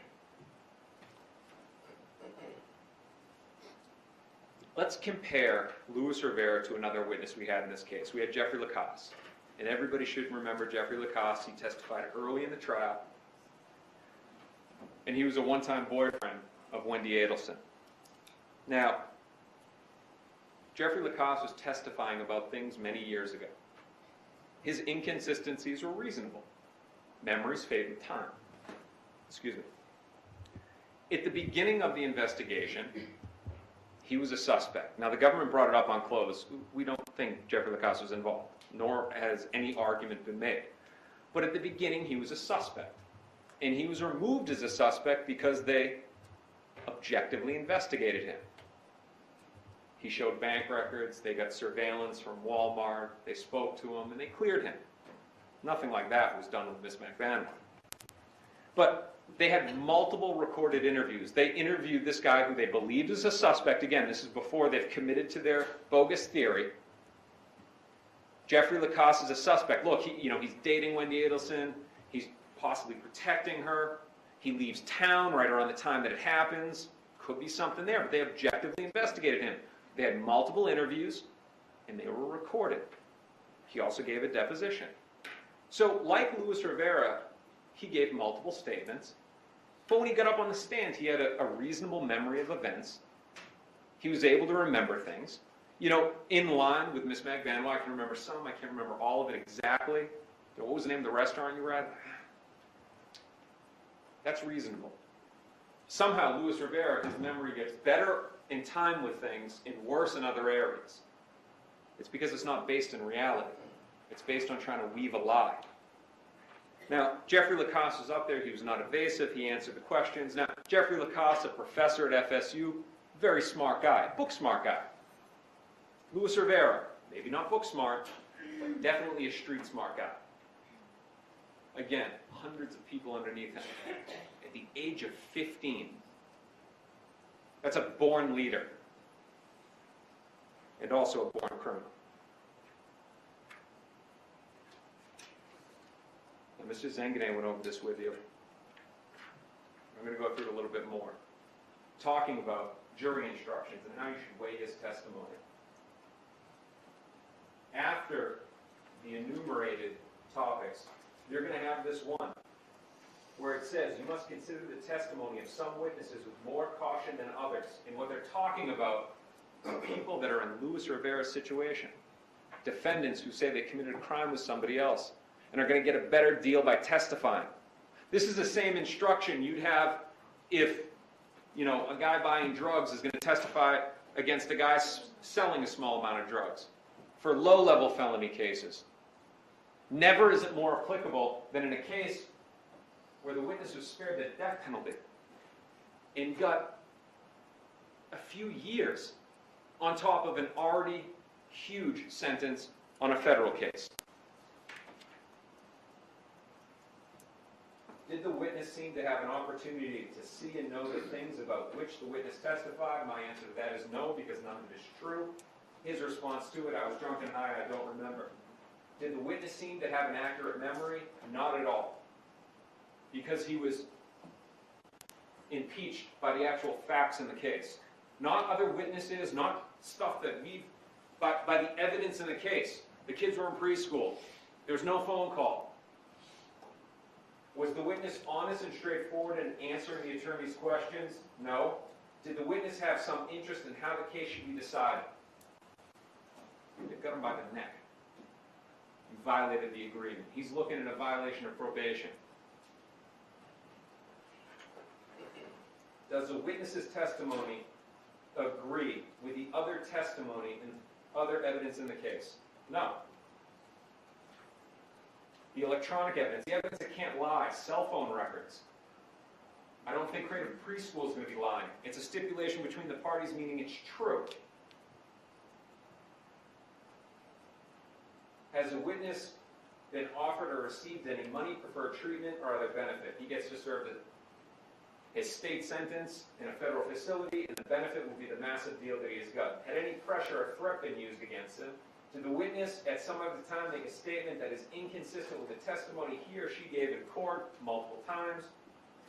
Has the witness been convicted of a felony? 5 times. Federal racketeering case. Now, for those of you that don't know, the RICO statute, that's the things that they use to prosecute the mob. This is for sophisticated crimes. These are for major crimes. And he's also got a murder conviction. He's pretty much checking every box on the jury instructions of why you should not trust him. But again, they want you to trust him. A guy who can't be trusted. The person that you must believe. You must. The case against Sigfredo Garcia is different. The case against Catherine McBanwa, you must believe Luis Rivera to convict. He cannot be trusted.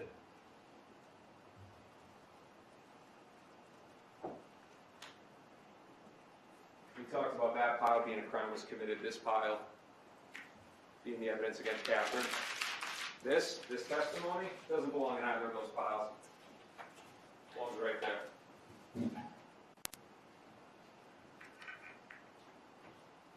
Let's go back to the how and the why. Rivera, we've reviewed it. How and why are we here in trial? The government, desperate.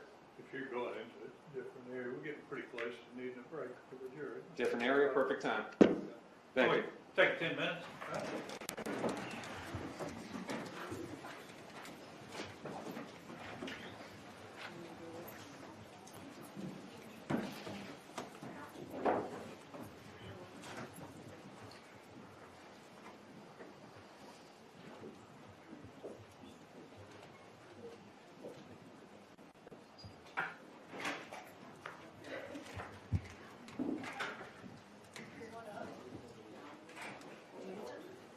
That's great.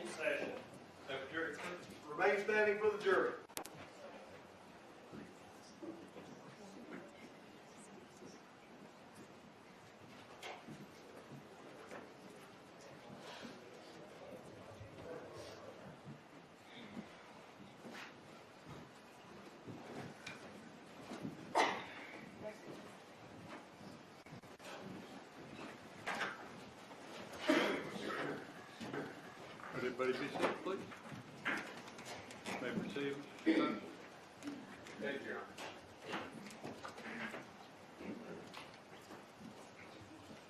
Still on the topic of Luis Rivera, the government brought up how he got, although he got most of the things wrong, he got some facts right.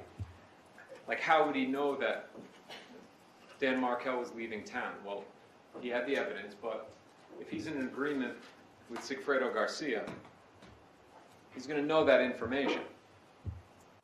If, to clear that up, Charles Adelson is in agreement with Sigfredo Garcia, he's going to know that information. And then the bullet hole. Again, I don't doubt, he's in the trash now, so I don't have his photo, but I don't doubt that he was up there. But the government coming up here and saying, well, he got these, that's like a parent walking in and talking to the teacher of their child and saying, look, I know my kid failed the test miserably, but he got those two right, so he should pass. That wouldn't fly in an algebra test. It sure as heck should not fly in a first-degree murder trial. Let's go back to the how and the why. We talked about Rivera. We know how and why he did what he did. The government, they were desperate. For the Adelsons, who I agree, clear motive. And as Catherine said, guilt. With this,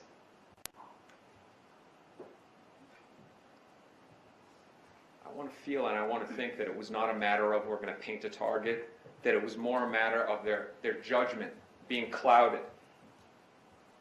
That it threw their focus off, that they then make a deal with the shooter. And we'll get to that. Luis Rivera was the shooter. Wendy Adelson, as we saw from their presentation, the one with clear motive, their witness.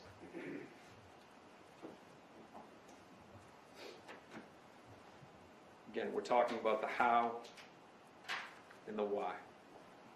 The why. Catherine put pressure on her for cooperation. And then we'll get our case. What they didn't count on, however,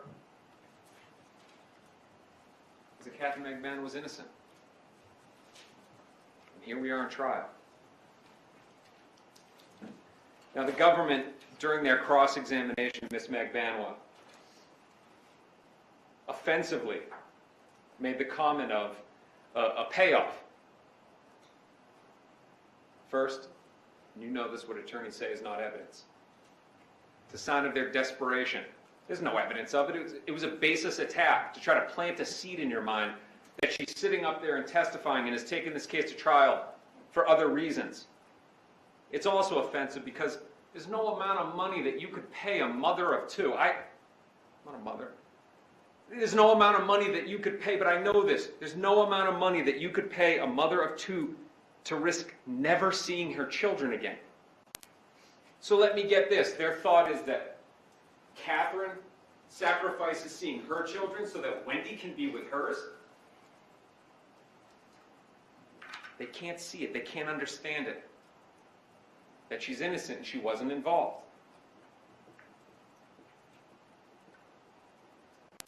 How and why? So then how did this murder happen? Look, I'm in no position to get up here and say, well, I'm positive that's what happened. But in looking at the evidence and looking at the facts, there's a more reasonable scenario of what happened.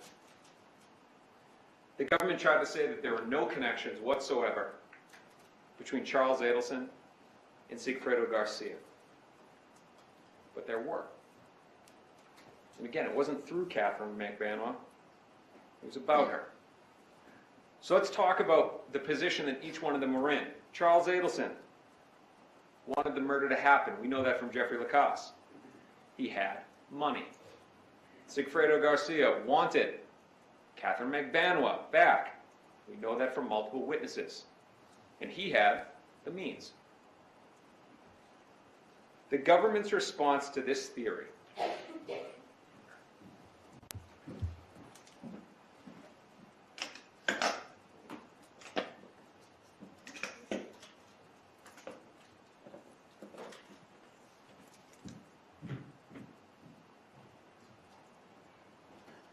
government's response to this theory is that there's no evidence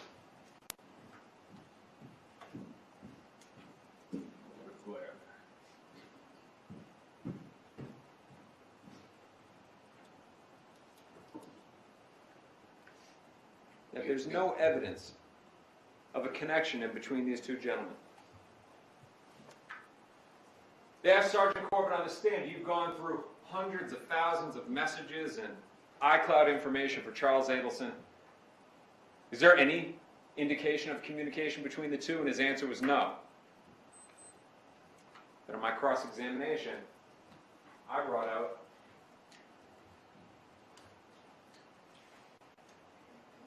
weeks before the murder, months before the murder, there was an indication of communication. Now, I'm not trying to say that communication happened that day, but it was clear that Sigfredo Garcia was trying to get in contact. And Catherine McBanoa, through her messages, knew that. To get in contact with Charles Adelson. Now, their response is, well, there's no cell phone communications from the numbers that we have. That presupposes that the communication would have only happened over the phone, or that there would have to be connection. Maybe, wild thought, they were communicating through other means because it was talking about a murder. They want you to believe that there's no possibility that at any point in time Sigfredo Garcia confronted Charles Adelson around the time of these messages. He's driving me crazy about his objection about the two of them being together. They believe he walked into a garage and shot a man in the head, but that he doesn't have the ability to confront the man that's standing between him and the woman that he loves.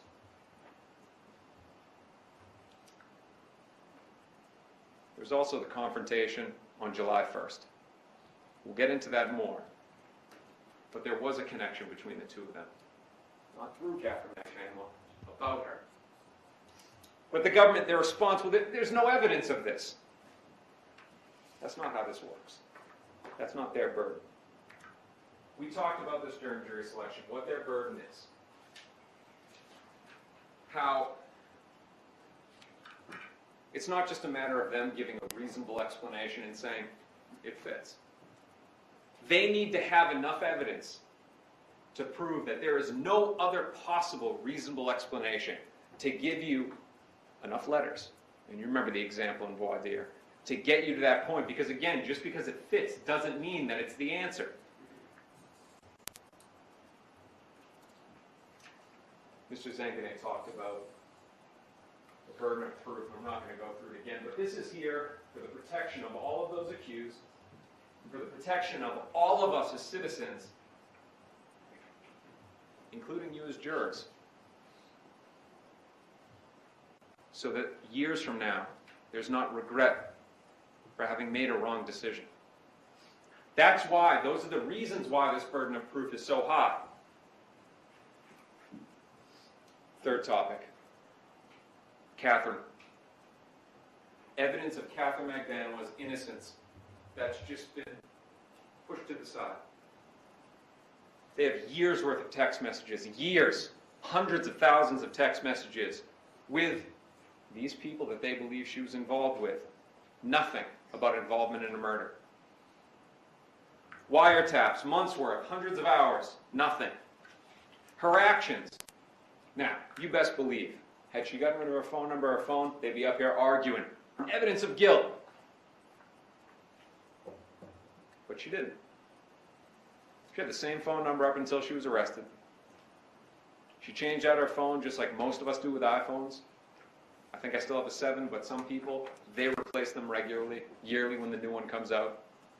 I'm not saying that's what she did, but the idea that she would still have the same phone years later, no, it's natural. You swap out phones. You upgrade your phone. Sigfredo Garcia got rid of his phone. Luis Rivera got rid of his phone. You would imagine that if she's involved in a conspiracy with these others, they would have told her, hey, this is what you got to do. The deposits. No deposits of cash for Luis Rivera, no deposits of cash for Sigfredo Garcia.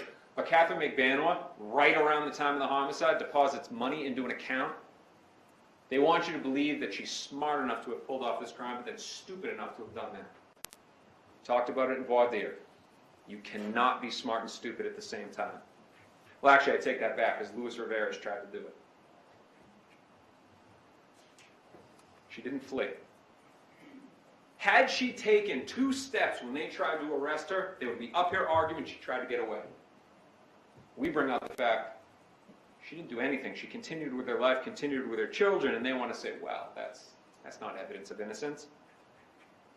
Normally, maybe that would be a valid argument, but when you have the level of publicity that this case has had, the father of your children's been arrested, Luis Rivera's been arrested, her name's getting dragged through the mud, probable cause affidavits for first-degree murder are released in the media, major outlets are doing specials on the case. She's born in the Philippines, speaks their language. Somebody guilty would have left. She stayed.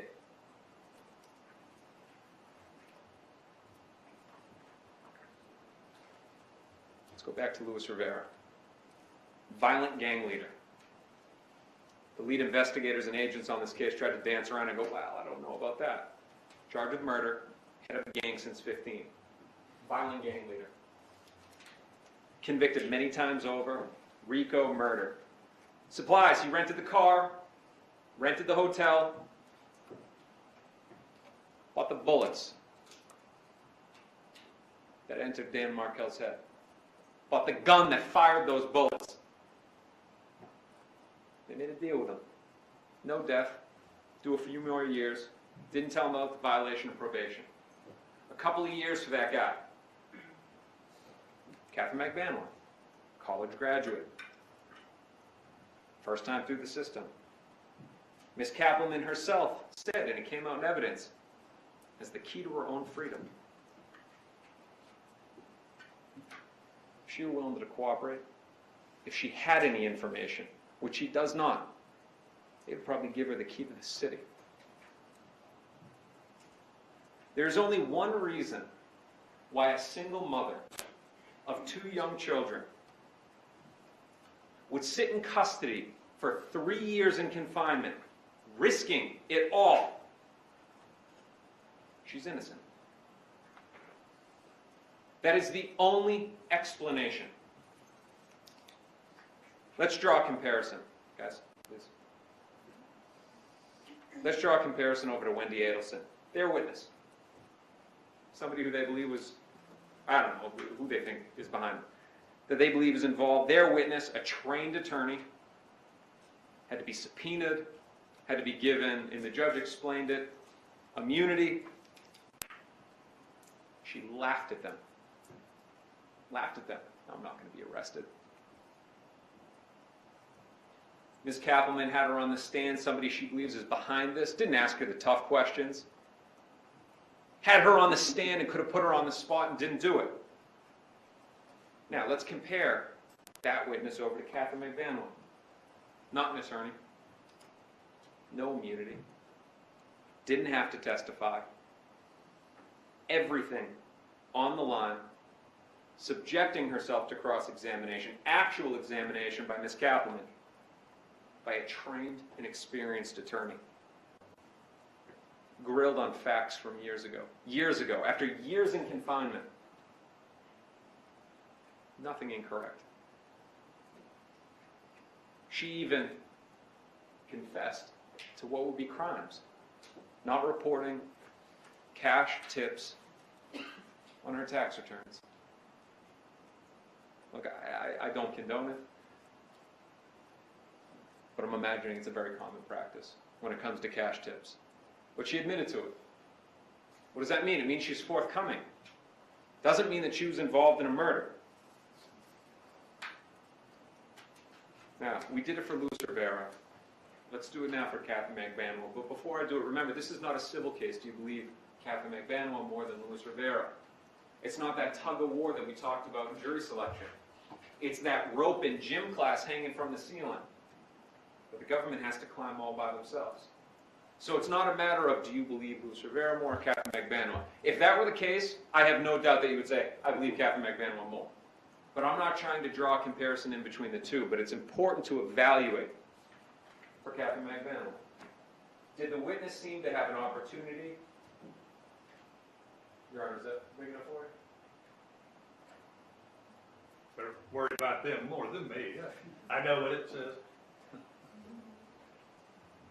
Did the witness seem to have an opportunity to see and know the things about which the witness testified? Did the witness seem to have an accurate memory?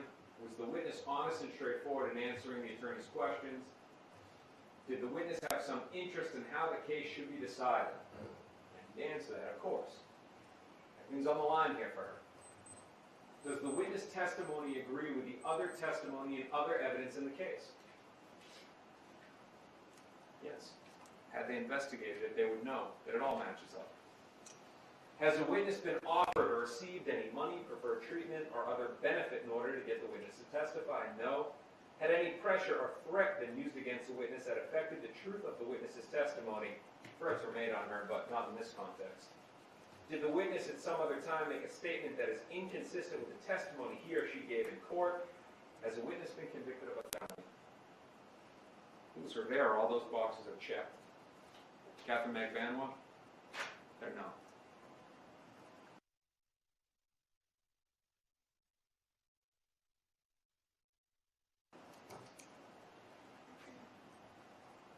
This is a case that began in desperation. Charles Adelson and Sigfredo Garcia. The connection, not through Catherine McBanwell, but about her. It is no coincidence, that right when the murder finally happens, Charles Adelson, and we know it from the messages, we know it from Catherine McBanwell, ghosted her, broke up with her.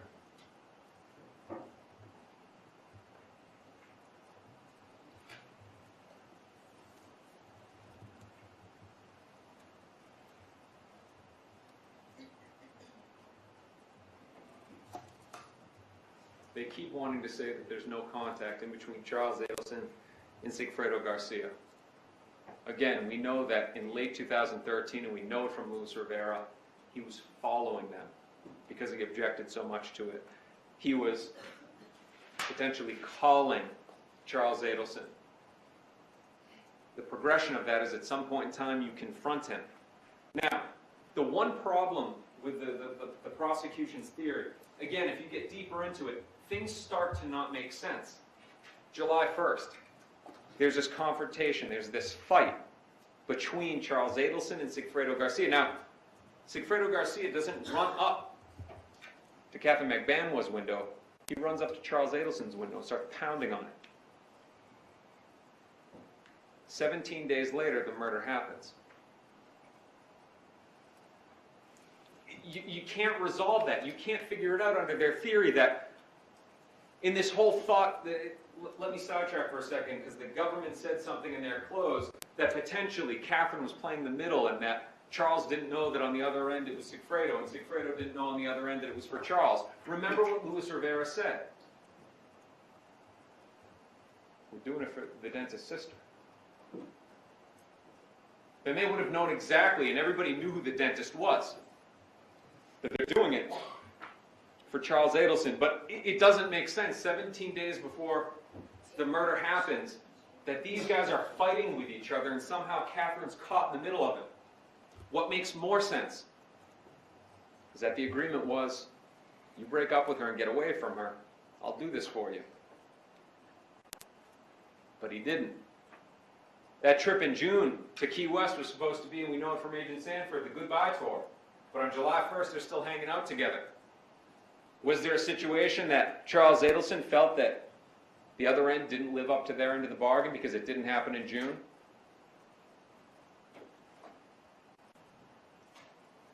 "17 days later, after this argument, he's dead, and Charles Adelson breaks up with Catherine McBanwell.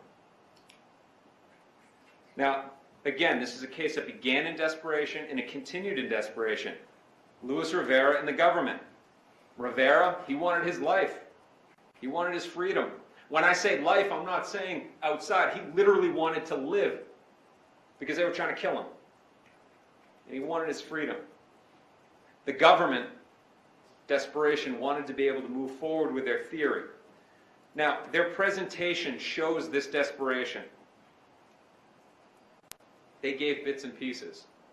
Because the more bits and pieces that you gave, the more information, that peg that they're trying to get into the round hole, all of a sudden it becomes more square, bigger and bigger, and it no longer fits.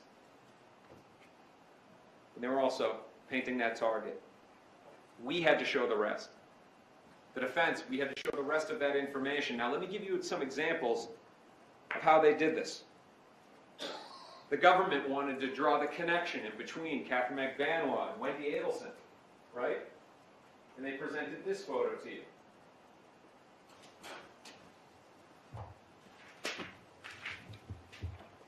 Defense Exhibit 41. You haven't seen this yet. That's a real photo. With Catherine's credit card right there. Out of the three versions of this photo, now these look the same, but if you look at Catherine's glasses in relation to Wendy's shoulder, you'll see that it actually moves. Out of three photos that they have of this day, they present to you the photo without Catherine's credit card. Because this would indicate that Catherine's paying for those drinks, paying for that day, paying for herself. But the attempts to guide you, or guide is not the word, to give you the wrong perception, the limited perception of the case. We go back to Mary Hull, the income analysis. 2013, she didn't explain that. She didn't explain what those dashes were. And then they started talking about the deposit transactions and how Catherine was going to different banks to make deposits. Again, they have no information as to the location of these ATMs and their location in relation to each other. But one thing that we pointed out, this was normal behavior for Catherine, where she would make deposits at two different banks on the same day.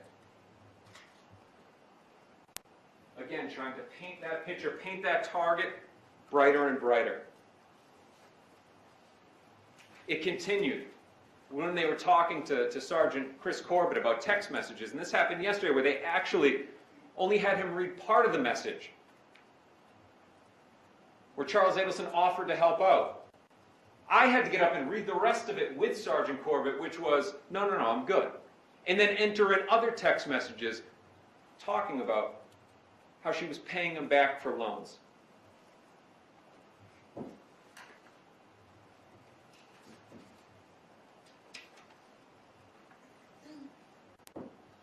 One of the big pieces of evidence from Luis Rivera, what they believe is evidence, that's his story, is the morning of July 19th. Now again, the stuff with the cell phone locations, that's generalized areas. Don't be misled by their evidence, believing that that means that somebody was at an exact location. We know from the experts that I could be here with my phone, but pinging off a tower miles away. But one thing that Luis Rivera said, he goes, Catherine called me.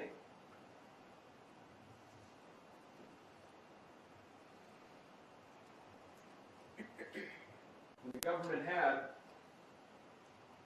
you Corbett up on the stand offensively.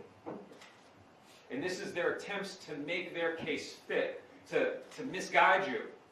They went and they referenced the 1022 call. They went first to the 1022 call because that's a call from Catherine McVanois to Luis Rivera. What they didn't do was point out where I had to come up on cross-examination as if you missed it yourselves, which I doubt, that the first call was from Luis Rivera to Catherine McVanois. It's offensive that the government, the ones that should be the most transparent and truthful in this, should be presenting this evidence correctly. But instead, they're trying to argue the evidence in a way that fits their theory, instead of just being transparent, objective, and straightforward and giving it to you to make the decision. We had to do that. We shouldn't have to.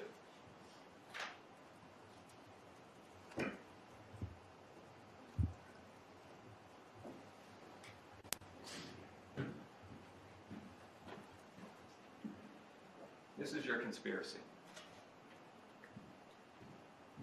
There was connection in between the two. It was about Catherine McVanois, not through her.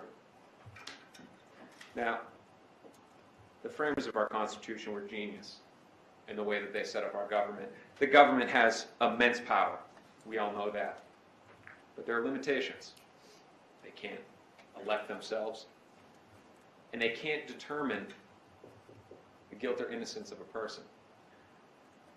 The reason why the framers took that from the government, from the judiciary, is that they feared that they would become biased. And that's why they entrusted it to the people, knowing that they were the only ones that could be objective in the review of evidence in a case. Now, Your Honor, if I can have one brief second. Okay.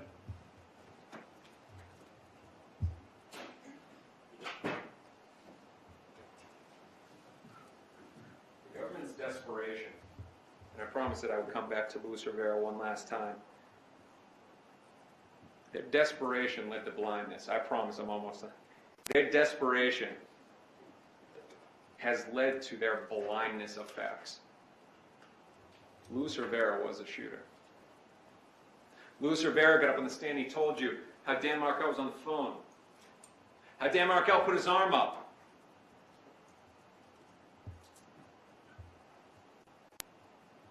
Explain to me how he could see in that dark garage and see all of that. He knows that because he's the one that pulled the gun on Dan Markel and killed him.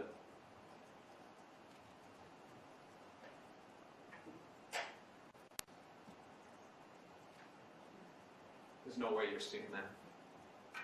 Ladies and gentlemen, this is what a wrongful prosecution looks like. It's within your power to stop it from becoming a wrongful conviction. Catherine McBann was innocent. She wasn't involved in a conspiracy to murder Professor Dan Markel. She didn't solicit anybody. She was in no way involved with his murder. She's been in custody for 3 years.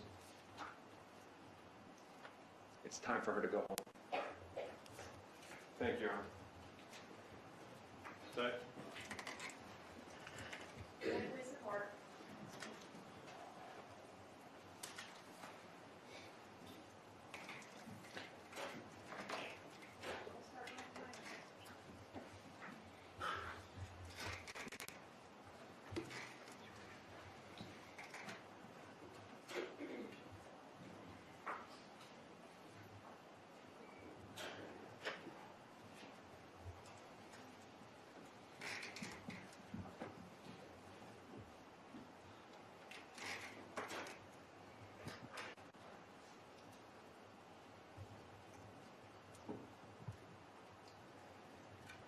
Okay, well, thanks for hanging in there with us.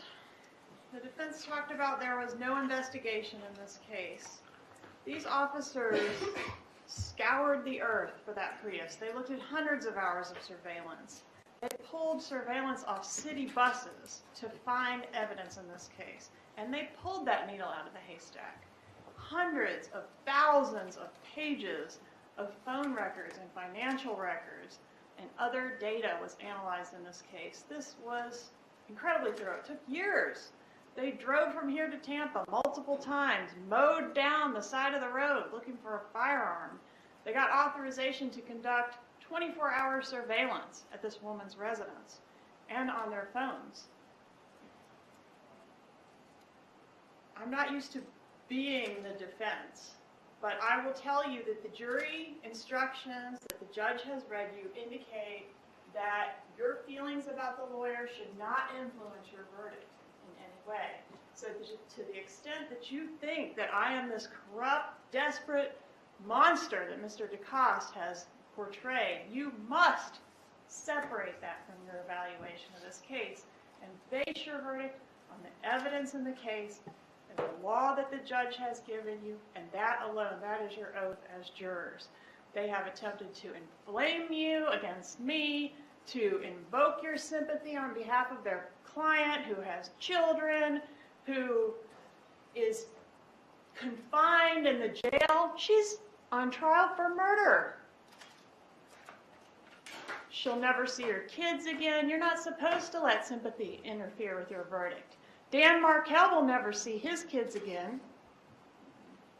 And he didn't get a choice in that. She had a choice. And this trial is about her choices. Not what I did, not what Luis Rivera did. He's already been convicted. He's not on trial. These two are. To suggest that these wiretaps somehow are not evidence of Ms. Magbanua being right in the middle of this thing is just, listen to him again. Listen to him again. And if those don't put her right in the middle, then I guess you know what you have to do. What possible motive would I have to prosecute an innocent person? In what universe would that assist me in getting the Adelsons? Someone requesting a trial does not mean they're innocent. Every criminal defendant has a right to a trial. She didn't flee the country, so she must be innocent. She would never risk not seeing her children. A mother wouldn't or couldn't be capable of doing something like this. Well, who would be capable of doing something like this? So heinous. Yet it happens. We all know it happens all the time. And we talked about it in jury selection. What does a murderer look like? Are they a certain race? Are they a certain creed? Are they a certain sex? No, they come from all walks of life, in every shape and size. Don't excuse her conduct because of sympathy. It is unfortunate. It is sad. This is sad for everybody involved. But this is about those defendants' choices that are sitting across the room from you. Defense showed you a picture of the girls on the beach with a credit card in it. I can't see the name on that credit card. I don't understand how that means that she bought drinks that day. And I don't understand what in the heck that has to do with the murder. How did I hide or misguide you? I don't agree with the defense's characterization of how this evidence was presented, but you got the evidence, and you all will make a determination as to whether or not it's any good. You've been instructed on the defense, a couple things, defendant statements and also defendant testifying. Those were both in your packet of jury instructions, and we have one of each in this case.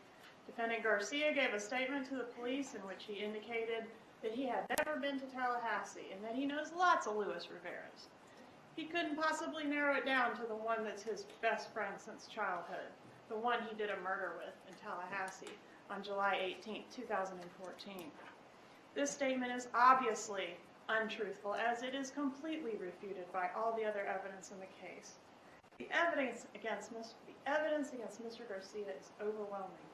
He shot Dan Markel, a man he didn't even know. And they want to talk about, oh, they wouldn't be so stupid as to bring Shadrick into the motel. They shot this man in broad daylight in Benton Hills.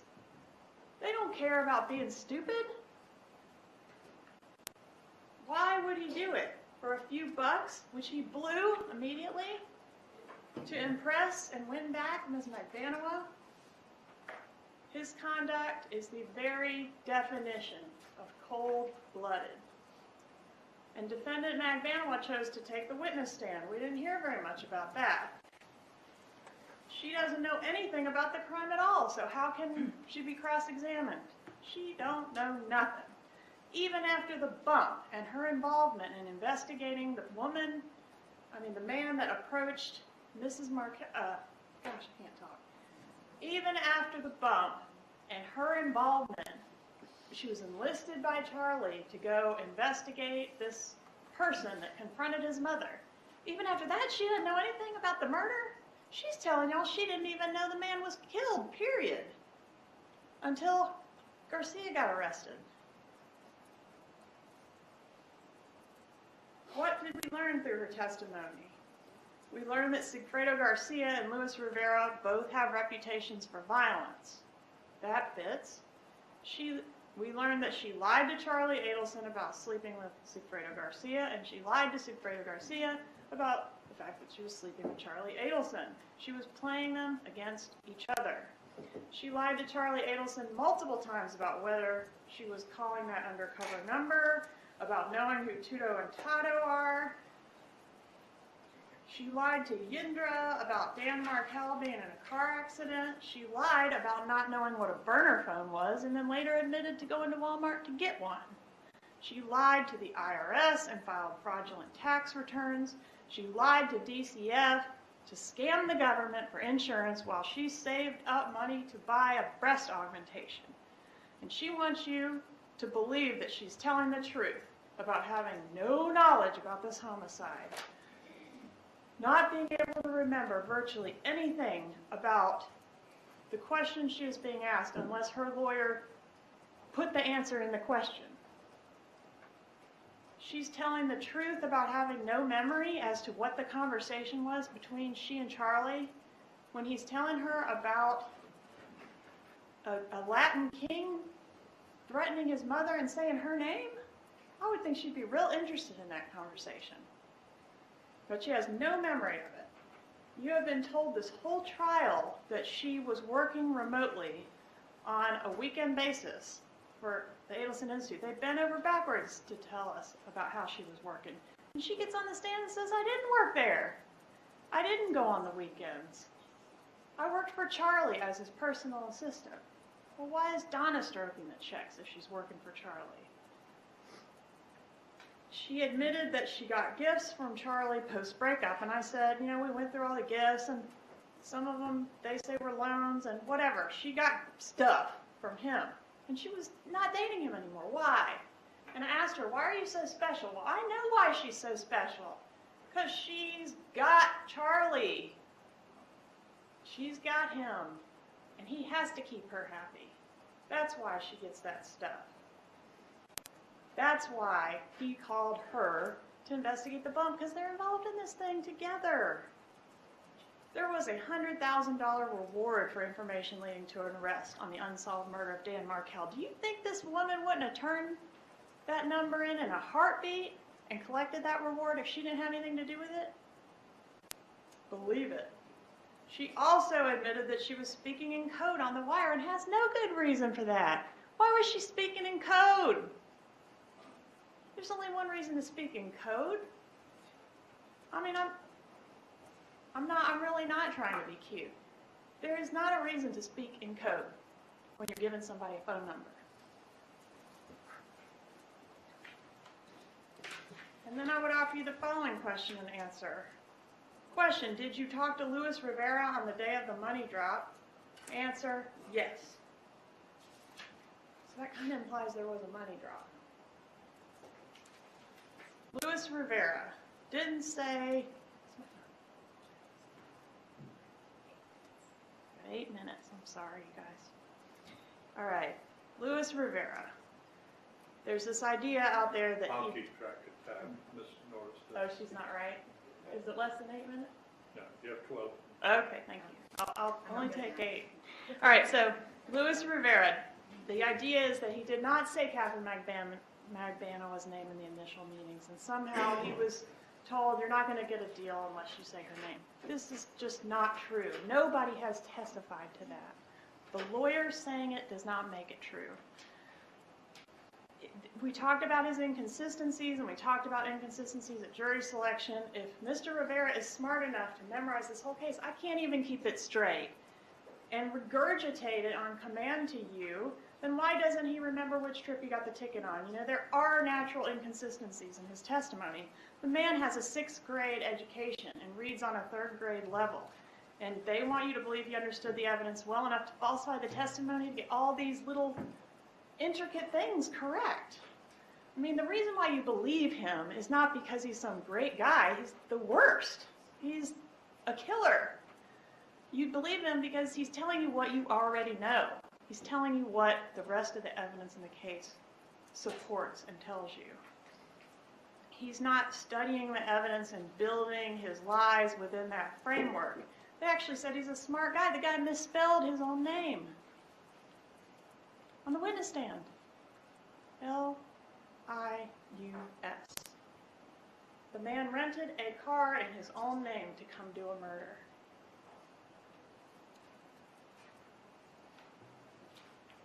Can't compare him to Jeffrey Lacoste, who is a professor. If he was going to lie to cut a deal, and if I'm so desperate to get the Adelsons, as they claim, why didn't I just tell him, or have someone tell him, to say the Adelsons hired him? And if the Adelsons actually hired him, as Mr. Garcia wants you to believe, as Mr. DeCoste wants you to believe, then why didn't he just flip on the Adelsons? He's flipping on his best friend from childhood and his best friend's wife. Why would he do that? If he was actually hired by Charlie Adelson, he would tell us that.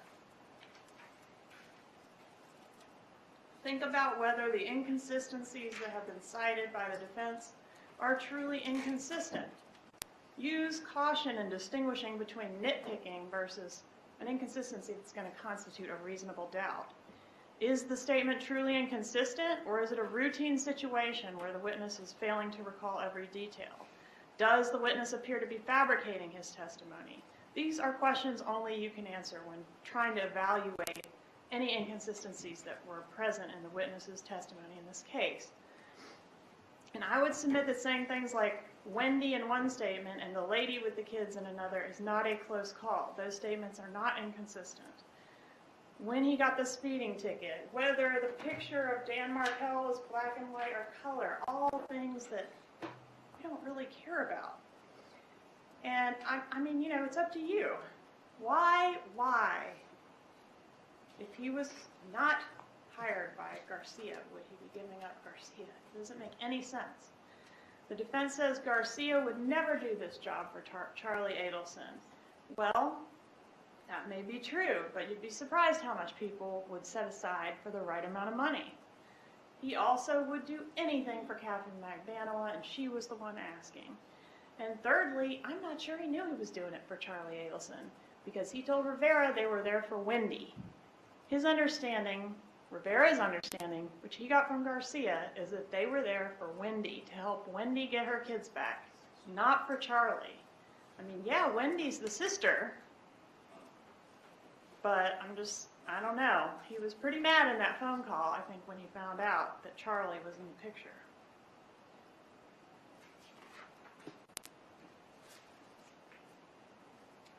The Wendy sighting. Okay, so the evidence was that it is possible that they saw Wendy on the sidewalk based on the phone stuff. Yes, the kids went to daycare that day. Could she have gotten them out of daycare? It's possible.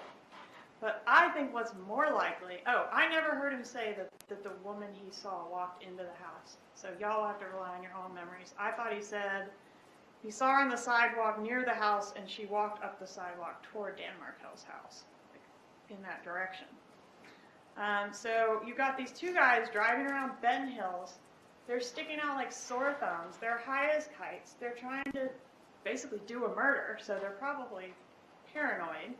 And they see a woman and a couple kids on the sidewalk. Garcia says to Rivera, "Oh, that's her. That's the lady."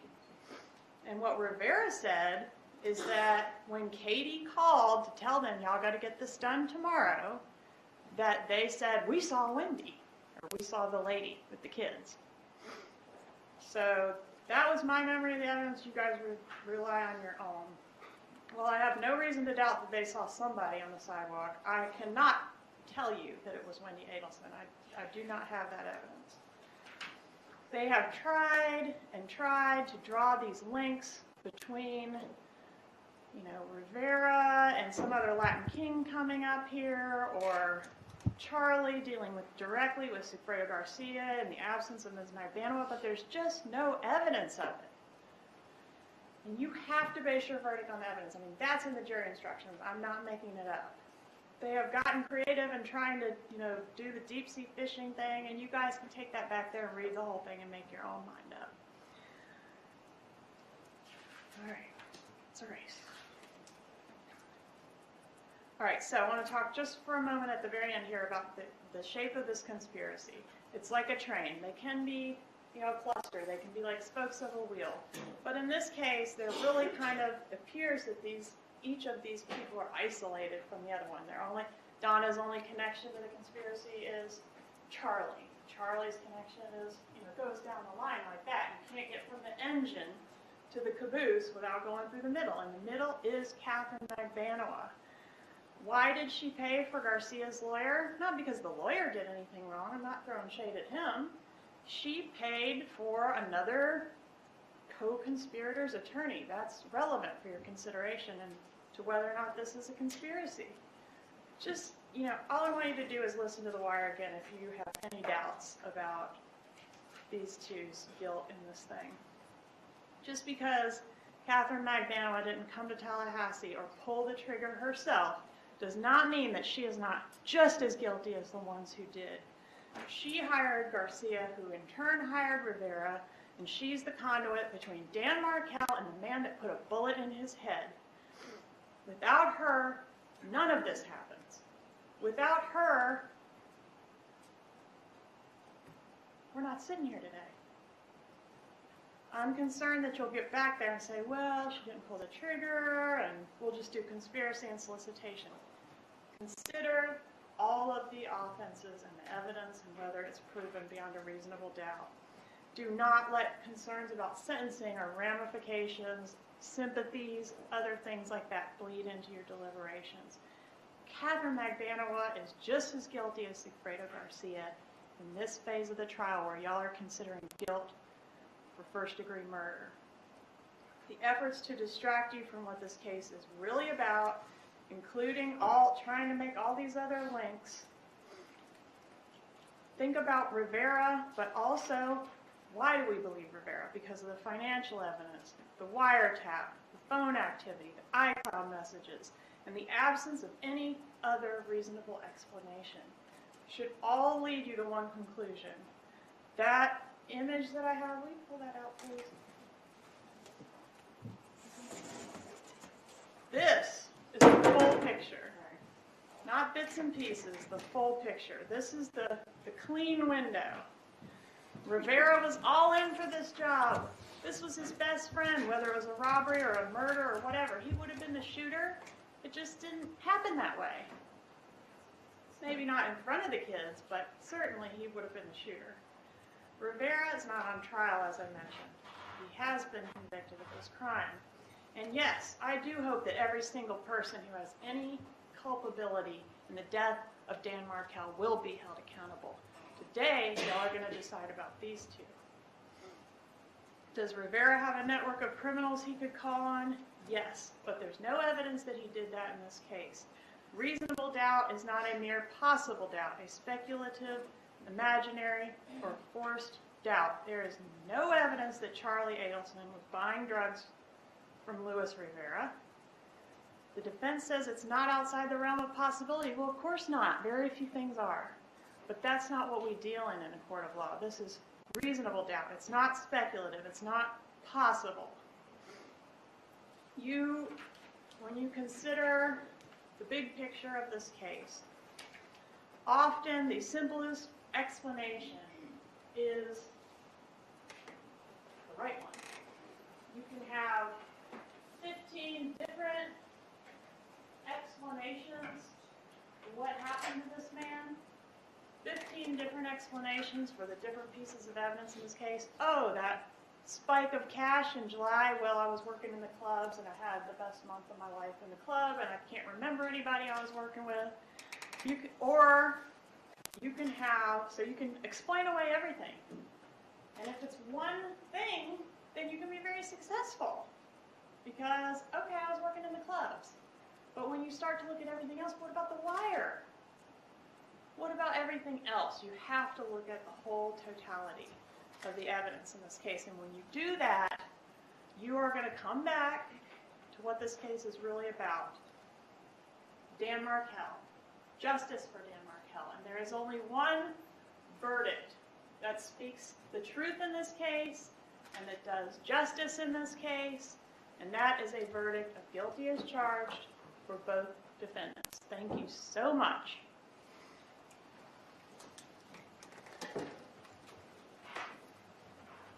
go back to your jury instructions, page 13, please.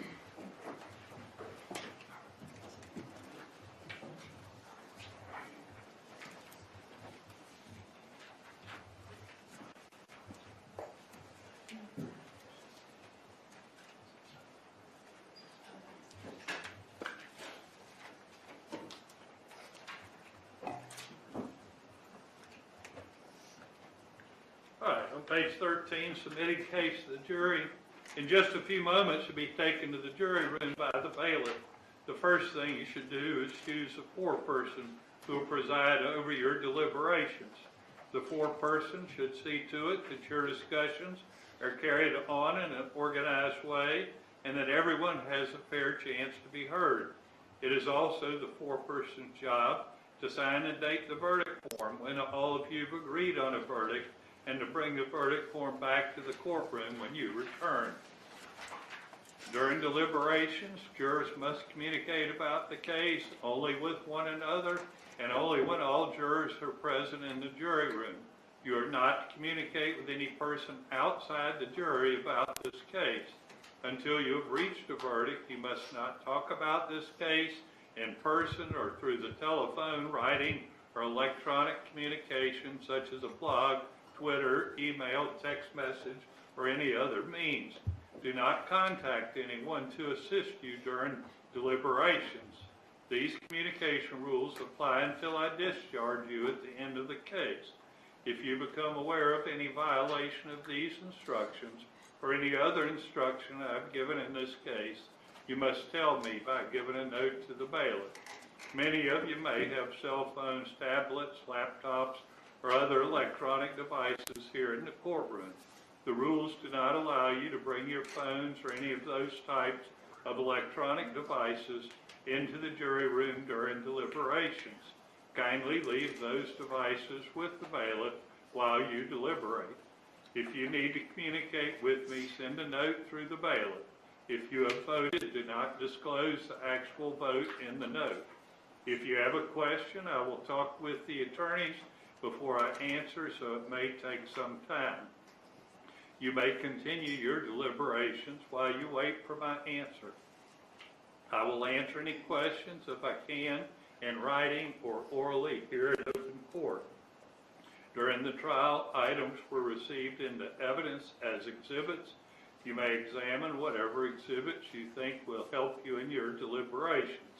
The exhibits will be delivered to you shortly. In closing, let me remind you that it is important that you follow the law spelled out in these instructions in deciding your verdict. There are no other laws that apply to this case. Even if you do not like the laws that must be applied, you must use them. For more than 2 centuries, we have lived by the Constitution and the law.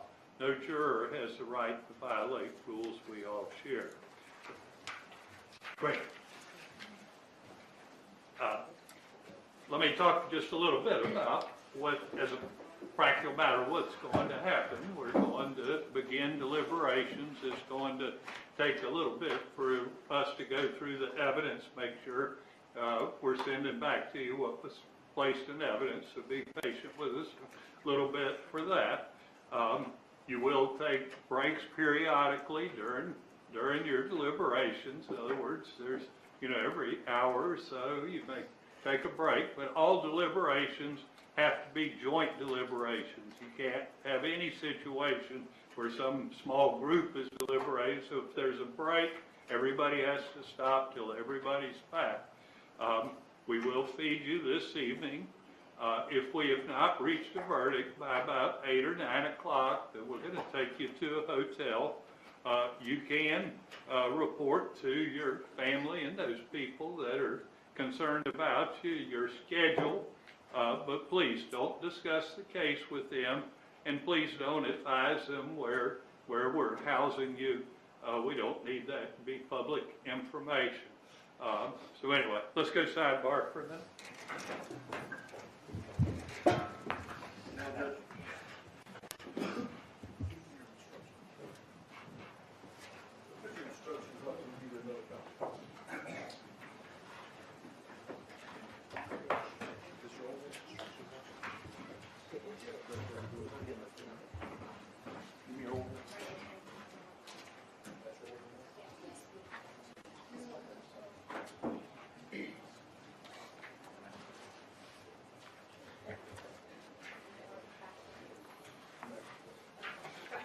you have, did you get yours? Come on now, don't get me in trouble. Where's yours?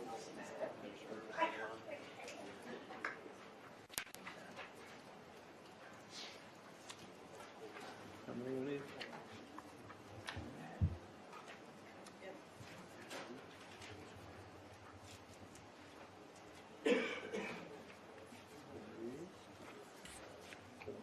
This is your old one?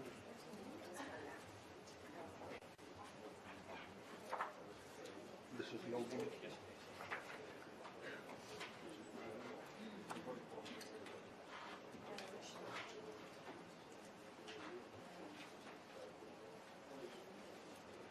Just wait. We'll see.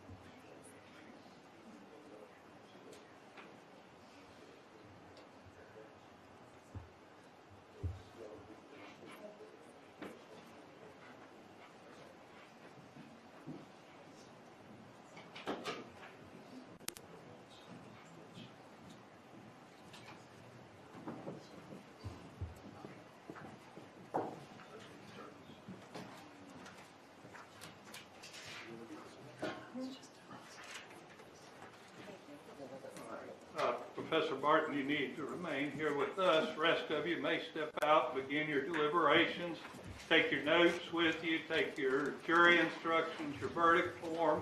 Even if you didn't make any notes, you want to take a pad, you may want something to write on during your deliberations. We'll be sending the evidence to you. The attorneys can be going through the evidence.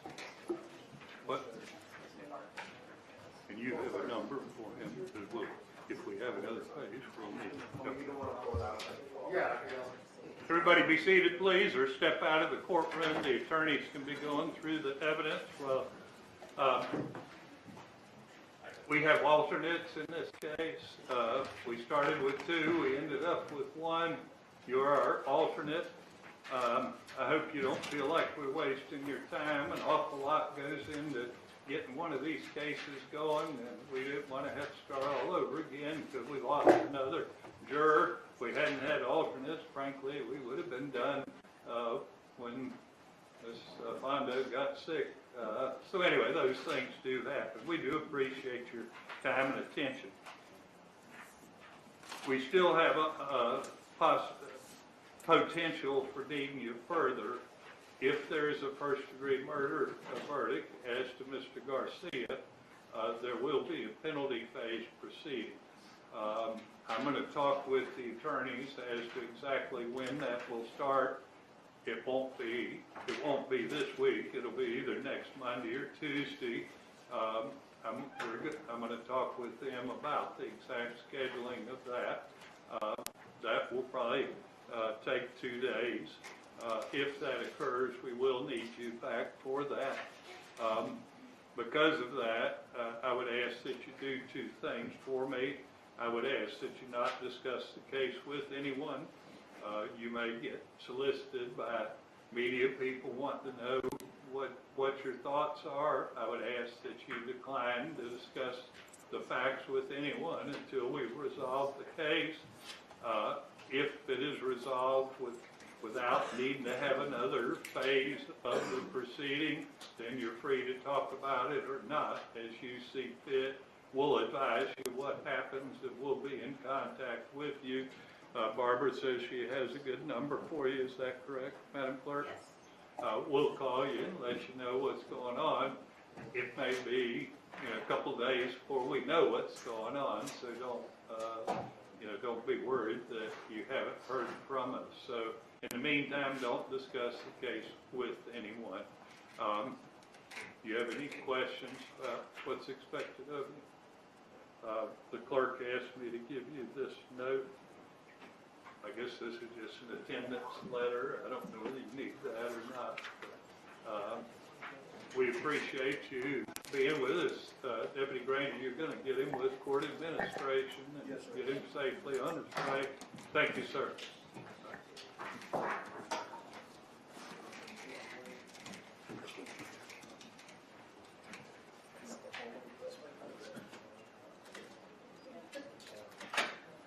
The attorneys get the opportunity to go through the evidence, but we're still doing it.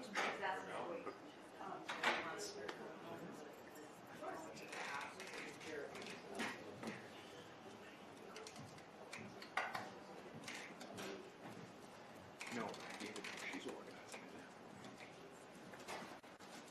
it. I might speed things up. Why don't I go burn a copy of that? Is that the evidence list? Oh, why don't I go burn a couple copies of that so everybody can have it. And I'll come back in about 15 minutes. After you vote. Right, that's what I wanted to see. I'll make a copy. I'll be back in about 15 minutes. I want to confirm on the record.